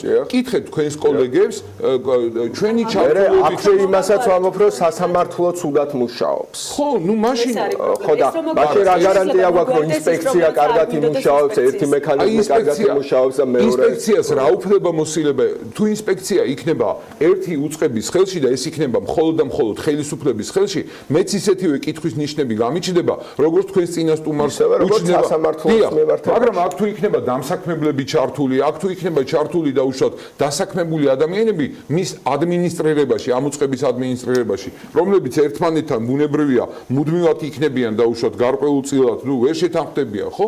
მაშინ ეს იქნება ძალიან გამჭვირვალე ორგანო, რომელიც მხოლოდ და მხოლოდ პრევენციას მოახდენს იმისას, რომ ბიზნესს უთხრას, რომ კონკრეტულად იმ საკანონმდებლო სივრცეს, იმ ნორმებს, იმ სტანდარტებს არღვევ, რაც ამ ქვეყანაშია შექმნილი. არავინ არ ფიქრობს, რომ ჩამოახჩოს, დააჯარიმოს, ჯიბეში ხელი ჩაუყოს და ასე შემდეგ. მაგრამ თუ ბიზნესი არღვევს იმ საკანონმდებლო სივრცეს, რაც ქვეყანაშია შექმნილი, ერთხელ, ორჯერ, სამჯერ და ეს ხალხი დაიხოცა, რომ შევადაროთ ციფრებით ამერიკასა და საქართველოში და უშუალოდ რამდენი ადამიანი გარდაიცვალა შახტებში და მაღაროებში, 9 არის ამერიკაში და 34-ია საქართველოში. იმ ეკონომიკის პირობებში რაც ჩვენ გარემოს პრობლემას შეგვიძლია იგივე ვთქვათ, ანუ ჩვენ საუბრობთ დიდარ ქვეყანას ვადარებთ ღარიბ ქვეყანას, უბრალოდ გარემოთი რამდენი გარდაიცვალა, მაშინ იგივე ვთქვათ, ანუ ზოგადად სხვადასხვა რაღაცეებით რამდენი გარდაიცვალა. ანუ დიდარი და ღარიბი შორის როგორც ჩილეში და ჰაიტიში ხო თითქმის ერთდროულად იყო მიწისძვრა, ჩილეში უფრო ძლიერი მიწისძვრა იყო, მაგრამ უფრო ცოტა ადამიანი დაიღუპა,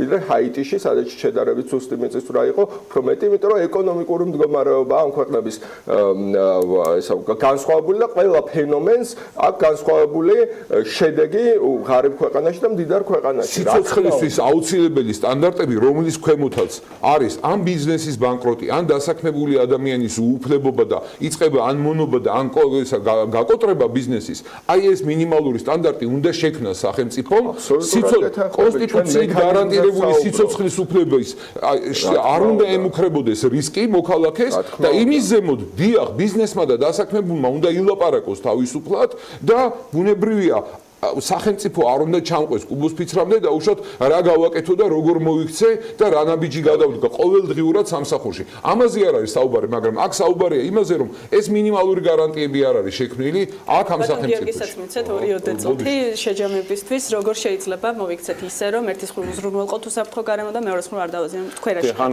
რამოდენიმე რაღაც მოკლედ ძალიან მოკლედ ვეცდები შევეხო. პირველი Nike იქნება Adidas-ი საქართველოს პროდუქციის წარმოებას თუ გადაწყვეტს, იმიტომ არა რომ საქართველოში გაყიდოს პროდუქცია. ჩვენი კონკურენტი მე ანუ ამ შემთხვევაში ვამბობ უბრალოდ ჩემს აზრებას, რომ თუ საქართველოში გადაწყვეტს რომელიმე არა იმიტომ რომ შეჯიბროს ლილოს ბაზრობაზე გაყიდულ პროდუქციას, იმიტომ რომ ჯობს საქართველოში უფრო იაფად აწარმოოს პროდუქცია და შემდეგ იგივე თქვა ევროპასთან თავისუფალი ვაჭრობა გამოიყენოს და გაყიდოს თქვა. ანუ მათი მოზიდვა არ არის ადგილობრივ კონკურენტებთან შეჯიბრი პროდუქციის წარმოებაში, იმიტომ რომ საქართველოში დღეს პროდუქციას ამ მიმართულებით, რომელიც რაღაც ექსპორტზე კონკურენციას ან ევროკავშირის ბაზარზე კონკურენციას გაუწევს რომელიმე ამ ფირმას, რეალურად არ აქვს. ისიც რაც შეეხება იგივე თქვა ყველაზე მტკივნეული საკითხი რაც არის მუშების გაზრდილი სტატისტიკა. ჩვენ გვაქვს მაგალითი ამერიკიდან, სადაც გამკაცრდა მსგავსი ღონისძიებები და ამას რაიმე კარდინალური ცვლილება სიკვდილიანობის კუთხით არ გამოუწევია მშენებლობებს.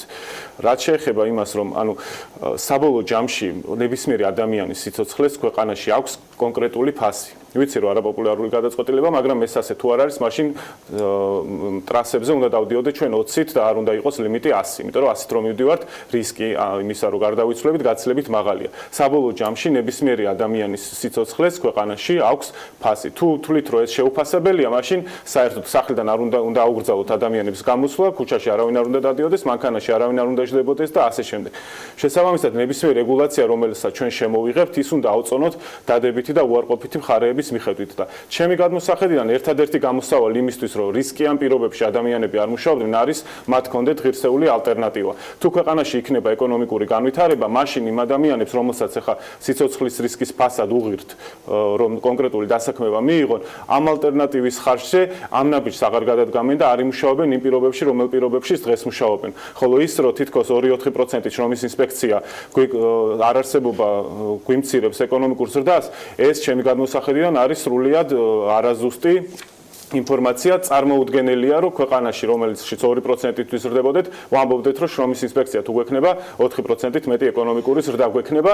ესეთი აკადემიურთან მიახლოებული ნაშრომიც კი წარმოუდგენელია, რომ საქართველოს მაგალითზე ვინმეს გაეკეთებინა. მოდი დავუხმეთ, იცი, დავგეგმოთ ეთერი, სადაც ქეთი კვარცხალაც იქნება.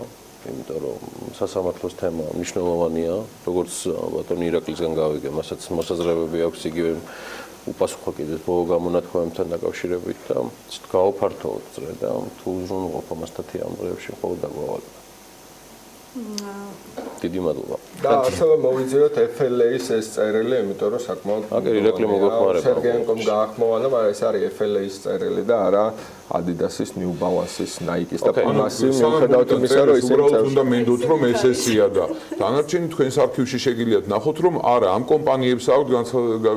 ჩვენ არქივში არა ის განცხადება უნდა ვნახოთ, რომ არქივში გავლით მოხდა საქართველოს პროფესიული კავშირების გაერთიანების ინფორმაცია. აუცილებლად კიდევ იმ ექსპერტის დასვენებსაც, სადაც საუბარია იმაზე, რომ საქართველო კარგავს დაახლოებით 2-დან 4%-მდე, ესე ვთქვათ, ეგ თუ ექსპერტია, ხვალ მას უნდა გადავარქვათ სახელი, რომელიც ამბობს, რომ ეს ამბიცია მუდმივად გვაქვს, რომ ხალხზე უკეთესად ვიცით და უშოთ ნარკომანი კრიმინალია თუ არ არის კრიმინალი. პირიქით, ხალხმა უკეთ იცის, სად უნდა დასაქმება. ის ადამიანი რომ მიდის და იმის გარეშე ჩამოკიდებული არ არის და მუშაობს, იმან უკეთ იცის, როგორ უნდა დასაქმება. იმან არ იცის, მე თვითონ ის და ის შევქმნით უწყებას, რომელმაც უკეთ იცის, რა პირობებში უნდა ადამიანს მუშაობა. მაგას გეთანხმებით, ანუ ამოცანა ის კი არა, რომ ნახშირის საბადოში ვიღაცა მუშაობდეს და უფრო დაცული იყოს. ნახშირის საბადოში აღარავინ აღარ უნდა, რაღა დროს ნახშირის საბადოებია. ამაზეა საუბარი. ნახშირის საბადო არ უნდა, ნახშირის შახტაში ქართველი და არც არავინ დღეს ვიცით რომ თელ სოფლიოში იკეტება ეს ინდუსტრია, დარჩა ინდოეთში, ჩინეთში, სადაც მართლა ძალიან იაფიანი მუშახელია და დიდ ნაწილს იქ მოიპოვებენ. საქმე იმაში რომ აქ მუშაობა აღარავის აღარ უნდა ჭირდებოდეს ნახშირის შახტაში. ბედნიერი დაწებია რომ არ ჭირდებოდეს. დიახ. კარგი, გავაგრძელებთ ამ თემას. სტათიას მადლობა ჩაფიჩაძეს, ასევე მადლობა ირაკლი პეტრიაშვილს, საქართველოს პროფესიული კავშირების გაერთიანების თავმჯდომარეს, მადლობა გიორგი პაპავას, ილეონის ბიზნესის სკოლის ასოცირებულ პროფესორს.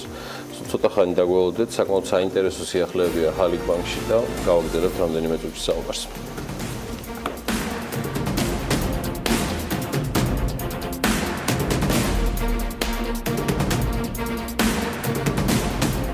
ჰალიგ ბანკი საქართველოს კლიენტთა სტიმულირების სამთვიანი აქციის გამარჯვებულები გამოავლინა. ღონისძიება 26 იანვარს ბანკის ერთ-ერთ ფილიალში შედგა.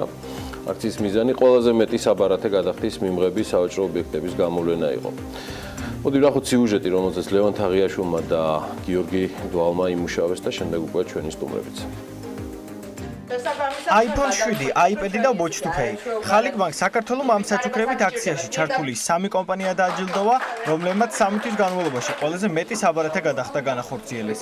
გამარჯვებულებს შორის არიან შიპეს Toyota ცენტრი თბილისი, შიპეს სოფლიდან და კომპანია NMT. კომპანია სოფლიდანჯის, რომელიც სოფლის პროდუქტების ონლაინ რეალიზაციას ბაზარზე უკვე რამდენიმე წელი ახორციელებს, საჩუქრად iPad ერგო. კომპანიის დამფუძნებელი აცხადებს, რომ დაარსების დღიდან ხალიგ ბანკ საქართველოს აქტიური პარტნიორები არიან. ხალიგ ბანკი 3 წლის წინ პირველი იყო, ვინც ეს ტექნოლოგია შემოიტანა, სწორედ მაშინ უერთდებოდა სოფლიდანჯი ონლაინ გაყიდვებს. ამიტომაც დაუკავშირდით, დავიწყეთ თანამშრომლობა. ეს არის ძალიან მოხერხებული ტექნოლოგია. იქიდან გამომდინარე, რომ კლიენტს არ უწევს ხურდაზე ფიქრი, კლიენტს არ უწევს გაქეშების თემაზე ფიქრი. ხალიგ ბანკის გენერალური დირექტორის მოადგილის თქმით, ტექნოლოგიური პროგრესი მათთვის ყველაზე მნიშვნელოვანი პრიორიტეტია. რა თქმა უნდა, ჩვენი ბანკისთვის ძალიან დიდი მნიშვნელობა აქვს ჩვენს მომხმარებელს და შესაბამისად დღეს სწორედ აღვნიშნეთ ის, რომ გამოვარჩიეთ ჩვენი ლოიალური პარტნიორები, ყველაზე აქტიური სავაჭრო პარტნიორები, რომლებმაც არაჩვეულებრივად გამოიყენეს ჩვენი ინოვაციური ტექნოლოგიები, რომლებიც დავნერგეთ ქართულ ბაზარზე. კომპანიის წარმომადგენლების თქმით, ხალიგ ბანკი მცირე და საშუალო ბიზნესის წახალისებას და კლიენტებისთვის სხვადასხვა ტექნოლოგიური სიახლეების შეთავაზებას მომავალშიც გააგრძელებს. ლევონის სიუჟეტიდან ერთ-ერთი ჩვენთან ერთად არის შპს სოფლიდან ხელმძღვანელი ნათიანი ნიკელაშვილი, მემოს მივესალმები, დიდი მადლობა მობრძანებისთვის და ცხადია ჩვენთან ერთად არის ხალიგ ბანკის წარმომადგენელი, იგი საბანკო ბარათების დეპარტამენტის ხელმძღვანელი გახლავთ, მაია ხელაძე. მაია, დილამშვიდობის. ცოტა ისე დავიწყებ უცნაურად. რატომ უნდა მოგვაწოთ ბიზნესმა, რომელიც უნდა იყოს ჩართული ხალიგ ბანკის ამ სერვისში, რომელსაც ონლაინ ქვია. თქვენ დეტალურად რამდენიმე მნიშვნელოვანი თემა ახსენეთ, რომელიც მნიშვნელოვანია კომპანიის ყოველდღიური operational comfort-ისთვის. არის თუ არა სხვა კიდევ ბენეფიტები, რაც სიუჟეტს მიღმა დარჩა. სიუჟეტი როგორც წესი ყველაფერს ვერ იტევს. სოფლიდანჯი როგორც დაჯილდოებაზეც აღვნიშნე, პირველივე დღეებიდან მე ამ ჯილდოს გილოცავ. მადლობა. ეს გამოწვეული იყო იმით, რომ აუცილებელი იყო ჩვენი მომხმარებლისთვის შეგვეთავაზებინა კომფორტული გადახდის სერვისები. სოფლიდანჯი მომხმარებელს აძლევს საშუალებას იყიდოს როგორც პირდაპირ საიტიდან, ასევე ქეშთაც გადაიხადოს და ასევე მივეცით აი ამ ტექნოლოგიით საშუალება რომ ადგილზე ბარათითაც გადაიხადოს. აი ამ 3 წლის განმავლობაში რაც ვაკვირდებით, მუდმივად იზრდებოდა იმ მომხმარებელთა რიცხვი, რომელიც უპირატესობას ანიჭებდა აი ასე ბარათით გადახდას. ეს გამოწვეული იყო პირველ რიგში იმით, რომ მომხმარებელს განსაკუთრებით ახალ კლიენტს აქვს სურვილი, რომ ჯერ მიიღოს პროდუქტი, ნახოს ის და მერე გადაიხადოს. აი ამის კომფორტი, რომ კიდე ქეში არ დატოვოს, სახლში აძლევს სწორედ აი ეს ემპოსის საშუალებას. ეს არის ძალიან მოხერხებული და პატარა, ასე ვთქვათ, მოწყობილობა, რომელიც ინტერნეტით უკავშირდება smartphones და ძალიან მარტივად კურიერისთვისაც ძალიან დიდი კომფორტია, იმიტომ რომ არ ატარებს რაღაც დიდ მოწყობილობას, ესეც კომფორტულია და მომხმარებელი იქვე ნახულობს პროდუქტს, ბარათით ან აქვს, შეუძლია დაუტოვოს ოჯახის წევრს ეს ბარათი და არ იზრუნოს რაღაც ქეშის დატოვებაზე.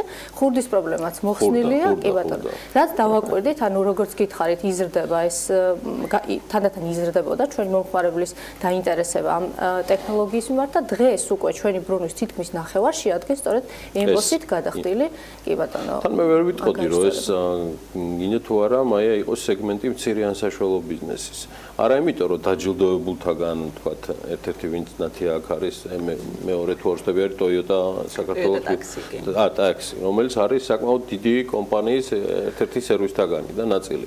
ფაქტია რომ მათაც არ ექნებოდათ ნაკლები სათქმელი თუნდაც იგივე არგუმენტები რაც ნათი ამ მოიყვანა. ნებისმიერ ტიპის ბიზნესისთვის განსაკუთრებული კომფორტის მატარებელია. კი, რა თქმა უნდა, ემპოსი არის მობილური ტერმინალი, რომელიც ტექნოლოგიურად უფრო წინ წავიდა ვიდრე ჩვეულებრივი სავაჭრო ტერმინალი, რომელიც ჩვეულებრივ მაღაზიებში ბარათით გადახდის საშუალებას აძლევს.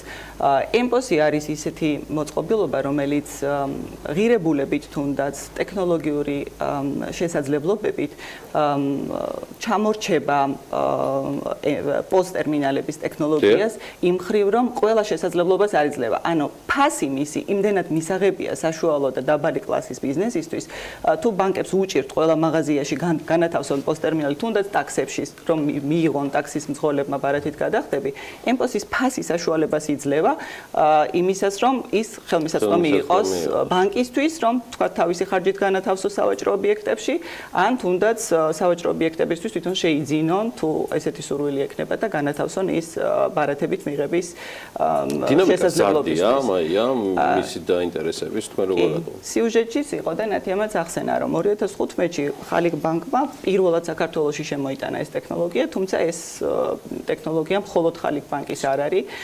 ჩვენი დედა კომპანია, რომელიც ამით უკვე რამდენიმე წელია დაკავებულია და ამ სფეროს აქტიური მომხმარებელია, გაყიდვების თვალსაზრისით ჩვენ იქიდან წამოვიღეთ ეს ტექნოლოგია. იდეა იმისა, რომ მაშინ როდესაც შევდიოდით სავაჭრო ობიექტების მომსახურების ბაზარზე, მაშინ როდესაც უკვე კონკურენცია დიდია და დიდი მოთამაშეები უკვე დაკავებული ჰქონდათ ეს სეგმენტი, ჩვენ გადავწყვიტეთ ისეთ სეგმენტში შესვლა, სადაც აქტუალური იყო ბარათით გადახდები, მზარდი რაოდენობიდან გამომდინარე, დინამიურად და შემოვიტანეთ ის ტექნოლოგია, რომელიც ქართველებს ძალიან გვიყვარს საქართველოს ბაზარზე. ეს არის უკონტაქტოდ გადახდის მიღება, რომელიც აღმოჩნდა ის კონკურენტული უპირატესობა, რამაც გაამართლა. გამოგვარჩიათ ყველაზე. გამოგვარჩია, შეიძლება ითქვას, რომ 2015 წლიდან დღემდე ეს ტექნოლოგია არა მხოლოდ შენარჩუნებული, არამედ დინამიურად ვითარდება, მზარდია და მე მგონია, რომ აქტიური მონაწილე ბაზრის ამ სეგმენტზე მხოლოდ ხალიქ ბანკი რჩება. დედა კომპანიის თემა არ დაივიწყო, მაია მაგაზის დაგიბრუნდები. რა ხდება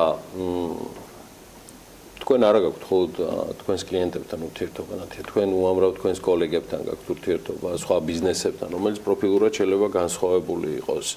რამდენად უზიარებთ ამ გამოცდილებას და თქვენს გარშემო რამდენად ინერგებოდა ანალოგიური სერვისები, ამ ბოლო დროს საკმაოდ აქტიურები გავხდით ქართველები ახალი ტექნოლოგიების მიმართ, მაგრამ ის რომელიც განსაკუთრებულ კომფორტს გიქმნის, თან ძალიან ბევრი მიმართულებით მნიშვნელობა არ აქვს ამ შემთხვევაში კონკრეტულად რა სფეროს წარმოადგენს, რამდენად გახდა ეს სწრაფად ადაპტირებადი თქვენს გარშემო გულისხმობ უკვე საქმიანი სფეროს წარმომადგენლებს.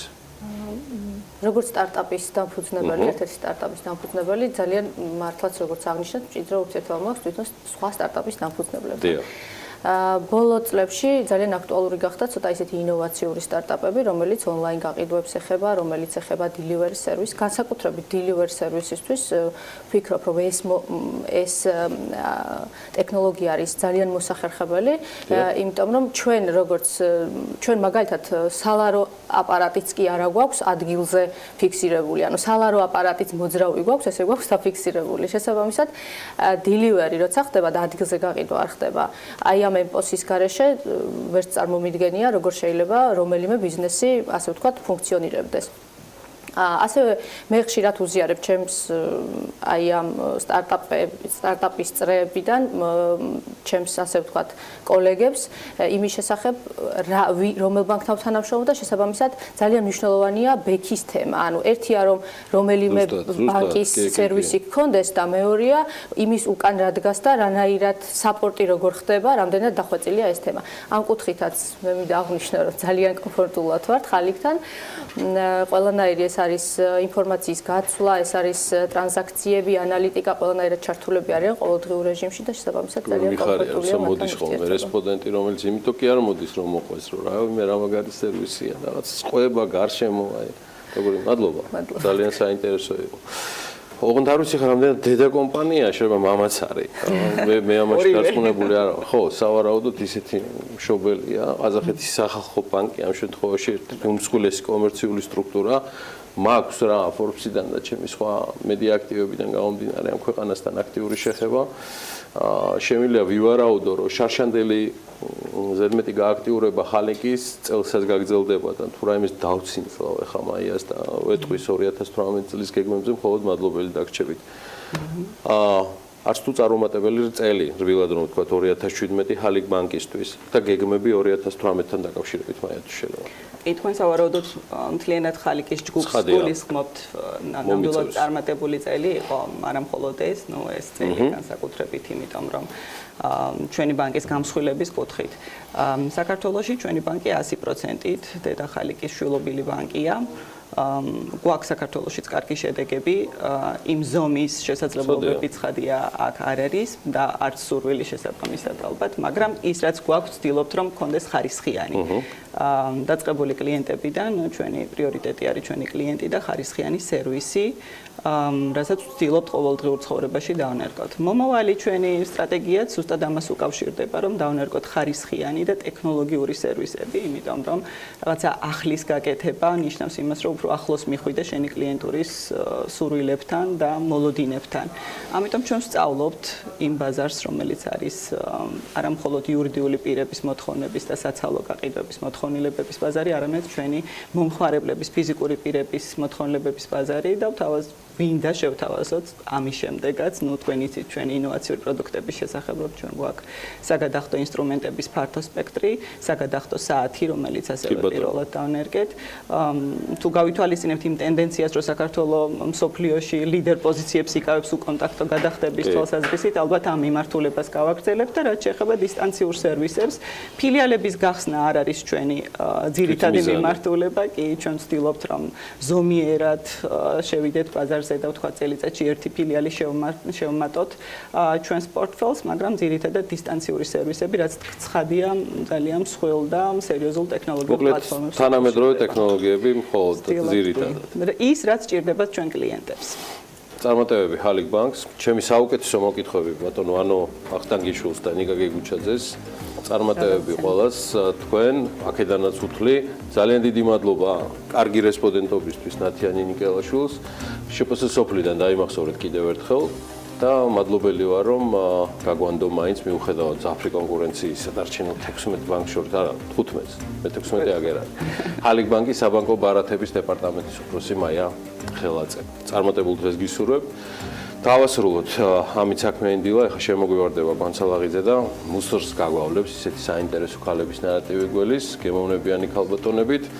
11 საათზე დაიწყება ზუსტად 8-5 წუთში ქალების ნარატივი, 3 საათზე ბექაბაციკაძეს დაელოდეთ ძალიან საინტერესო ამბები საქმის კურსში ჩაგაყენებთ განსაკუთრებით 153 მილიონიანი გარიგება, რომელიც სავარაუდოდ პირველ კვარტალში სინქლენსა და ფინტურს შორის, ანუ ჯეოსელის თემაზე დაიდება. დროებით ხვალამდე. მუსრიბო.